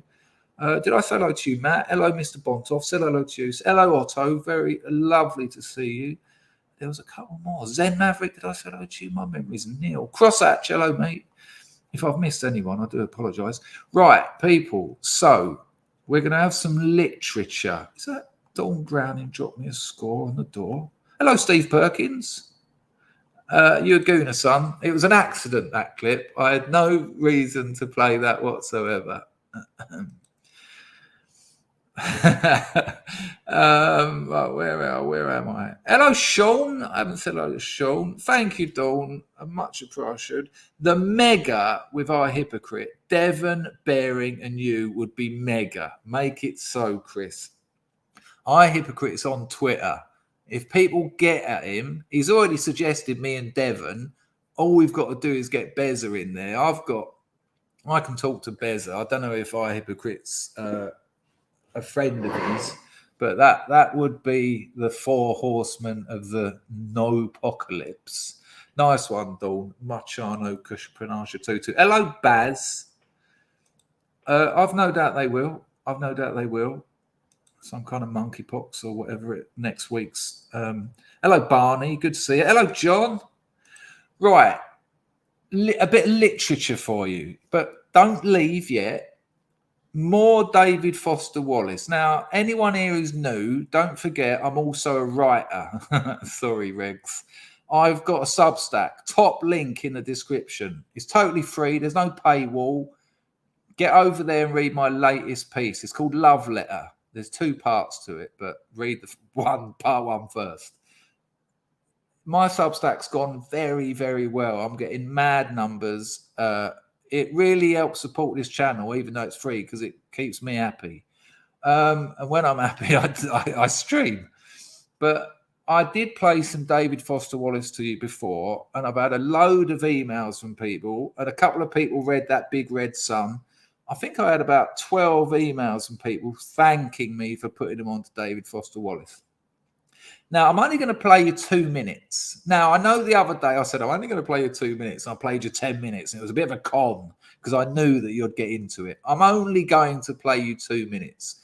But this is a very famous short story, a very famous short story. It was one of the ones that established him. He wrote this a long time before Infinite Jest. And it's called it's called Girl with Curious Hair. But it's more known as The Girl with Curious Hair. But it's a fascinating piece of writing. But I think you'll find the introduction amusing, even if it's not your cup of tea. So I promise you, a couple of minutes. Jen says, I got into Foster Wallace right when I got divorced this summer. You split up with that sort.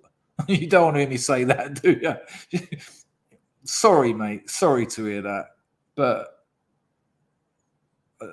But what else is there to say? You know, I don't know what else to say. But I am sorry to hear that.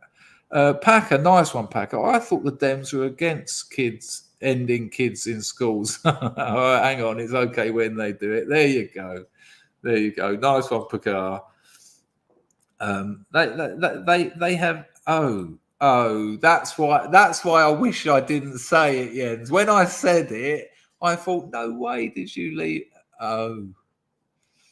Just look at this. Listen, and I mean this, Jens, as much as you might just want to throw something at me now, it's sometimes better that it's always better they leave than hang around not wanting to be there. Trust me. I know women who've stayed in relationships they don't want to be in for decades just because they didn't want to hurt the fella, or the fella convinced them it was worth fighting for. And they were essentially single but in a relationship, and they done more damage to the bloke. Now, I don't know your situation. I'm not going to comment on it, but it's a new start for you as well, mate. But I am sorry to hear that. I'm sure it wasn't a pleasure. There you go. I won't read that out. There you go. Okay, so a little bit of yeah, I feel a bit like that. Jens, you know you've got my Skype. If you want to arrange a chat, we can do that. I'm not great at relationship talk, but I can listen for 20 minutes, 15, 10. No, joking aside, you know I've got that. John says best thing he ever did. There you go. Right, a little bit of David Foster Wallace. Listen carefully. I'm not going to lie to you. You're going to get a couple of minutes. I promise. That's a promise. Gimlet dreamed that if she did not see a concert last night, she would become a type of liquid. Apologise. This is actually David Foster Wallace reading it as well, which does make a difference. Gimlet dreamed that if she did not see a concert last night, she would become a type of liquid. Therefore, my friends Mr. Wonderful, Big, Gimlet, and I went to see Keith Jarrett play a piano concert at the Irvine Concert Hall in Irvine last night. It was such a good concert. Keith Jarrett is a Negro who plays the piano. I very much enjoy seeing Negroes perform in all areas of the performing arts. I feel they are a talented and delightful race of performers who are often very entertaining. I especially enjoy watching Negroes perform from a distance. For close up, they frequently smell unpleasant. Mr. Wonderful, unfortunately, also smells unpleasant, but he is a good fellow and a sport, and he laughs when I state that I dislike his odor, and is careful to remain at a distance from me or else position himself downwind. I wear English leather cologne, which keeps me smelling very attractive at all times. English Leather is the men's cologne with the television commercial in which a very beautiful and sexy woman who can play billiards better than a professional makes the assertion that all her men wear English leather or they wear nothing at all. I find this woman very alluring and sexually exciting. I have the English Leather cologne commercial taped on my new Toshiba VCR, and I enjoy reclining in my horsehair recliner and masturbating while the commercial plays repeatedly on my VCR. Gimlet has observed me masturbating while I watch the English Leather cologne commercial, and she agrees that the woman is very alluring and states that she would like to lick the woman's vagina for her. Gimlet is a bisexual who is keen as anything on oral sex. We had to stand in the dumb line for a long time at the Irvine Concert Hall in order to see Keith Jarrett in concert because we were late in arriving and did not beat the rush. We were late in arriving because Big had to stop off to sell LSD to 2 people in Pasadena and to 2 women in Brea. And even in the long line to see Keith Jarrett, he sold some LSD to 2 fellows, Grope and Cheese, who had driven by motorcycle all the way up to Irvine to be his LSD customers. Big is a skillful punk rocker musician. There's your 2 minutes. I'll put the link to the rest of that in the chat. It's a 40-minute read, which is, 40-minute listen. So here's the question. I can't say that. I can't say that on here, but that's literature. If David Foster Wallace gets me a strike, that will be phenomenal, because he's considered the finest writer of the 20th century, the finest contemporary fiction writer of the 21st century. And it's interesting. It's interesting just from a creator's point of view, whether you be a YouTuber, a writer, a poet, a painter, or whatever. I mean, how does form, how does genre, change the rules somewhat? It's I thought that would interest people, but apart from the obvious humorous moments at the start, it's absolutely fucking brilliant piece of writing. Yeah, there's the link to the rest of it in the chat. Right, people, that's 2.25 hours. It's 3 o'clock in the morning here. The further I didn't do a stream, the more worried about it I was getting, because I was just saying, I don't know how to do it. I'm too tired. I'm knackered. I've got too much on. I think that went all right. We've had some good numbers. You lot have been doing your usual excellence and joining in. And hello, Arklow. Nice to see you. There you go. Look. Well, that's the crazy thing about it, isn't it? That is exactly that. Oh, Vincent, David Foster Wallace is you should. I mean, what is fiction anyway? I mean, David Foster Wallace kind of, blurs that distinction anyway.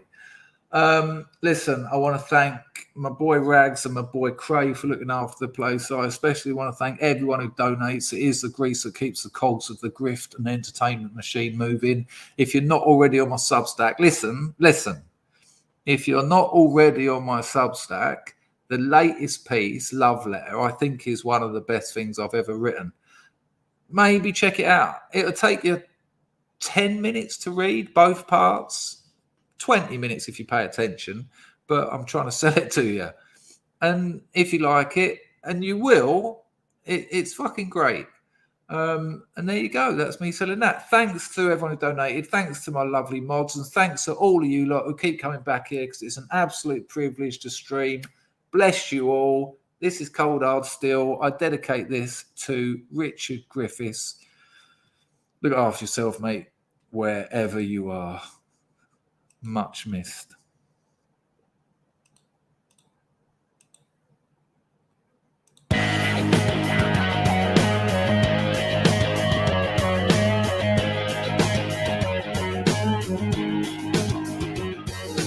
Tell your daddy you're fighting good.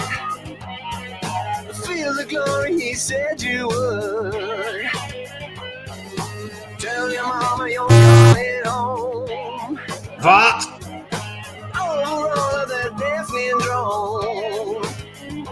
But you'll realize you've been sold when you feel the enemy's cold hard steel. Feel the dawn of your final day. Feel can go anyway. Get right in that big black plane. Cheers, Baz. Till it conjures along your brain. But you'll realize you've been sold when you feel the enemy's cold hard steel. Cheers, Matt. Cause the wheels already been rolled when you feel the enemy's cold hard steel. Oh Lord.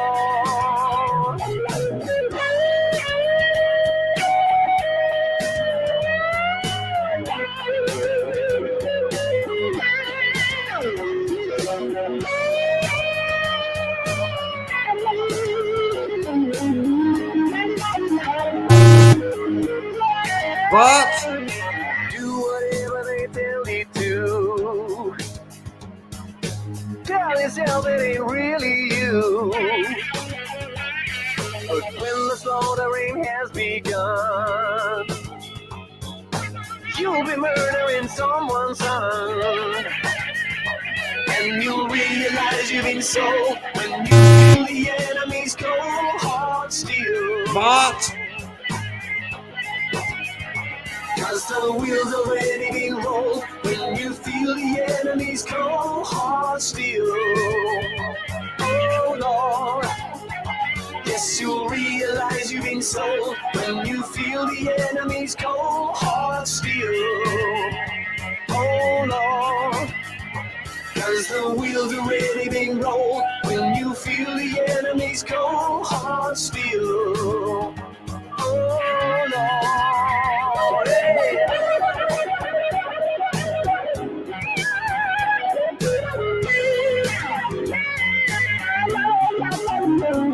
I don't know, mate. I don't know Anglo. I'll ask him. I'll ask him.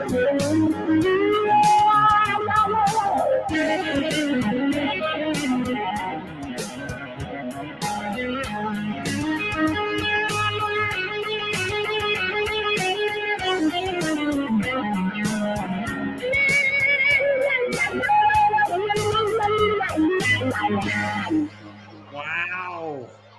What a tune.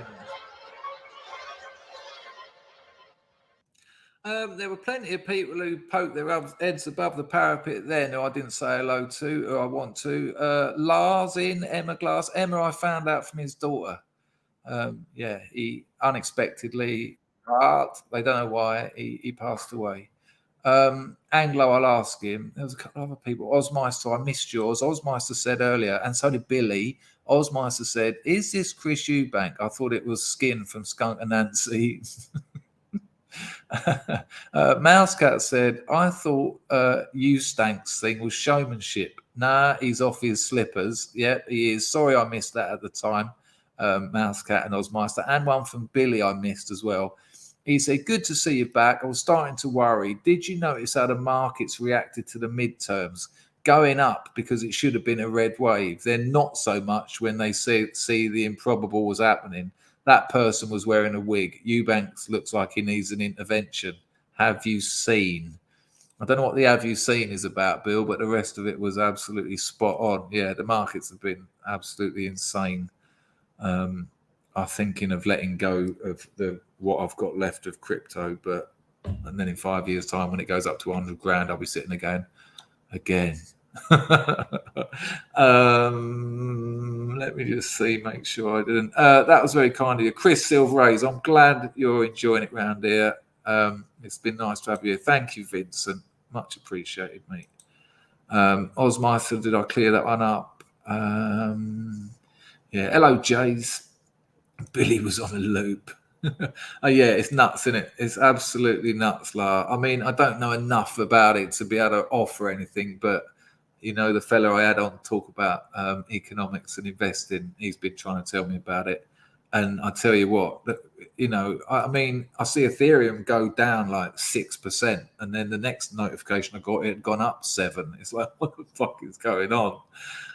There you go. Don't forget, Toffee is streaming with Marzipan, I think at 9 o'clock UK time. I'm kind of guessing that, but that's happening tonight, I think. And Jimmy from Philly is streaming now. Yeah, Chrissy, for sure. And I did mention that as well, but he's always been like that. I don't think that is necessarily, you know, I maybe you missed the beginning of what I said, because I give a lot of props to Eubank. So, and I like him. I like his eccentricity, but he is off his rocker, and that's also okay, I think. I'm sure you can, Bill, but, you know, that's what my mate said. And after about 4 minutes, I was going, look after yourself. Oh, who else did I see? Oh, Thingy Bob's Dinner. I know it's not Thingy Bob's Dinner, but where's Thingy Bob's Dinner? I know it ain't called Thingy Bob's Dinner. He might say something now to remind me. But he always crops up at the end. Nice one, Bullet. In the immortal words of John Fetterman, good night, good Lord. No, likewise, I don't at all. I think it's good stuff. Right, people, I've got to go. Thank you for that, Bullet. Thank you, everyone. And I'll probably see you tomorrow. Now I'm back in the groove. Tuesdays is a busy day for me. I might do an early one. How many times have I can't go? Look, I can't go now. I should have gone ages ago, shouldn't I? Ta-ta. Hoita!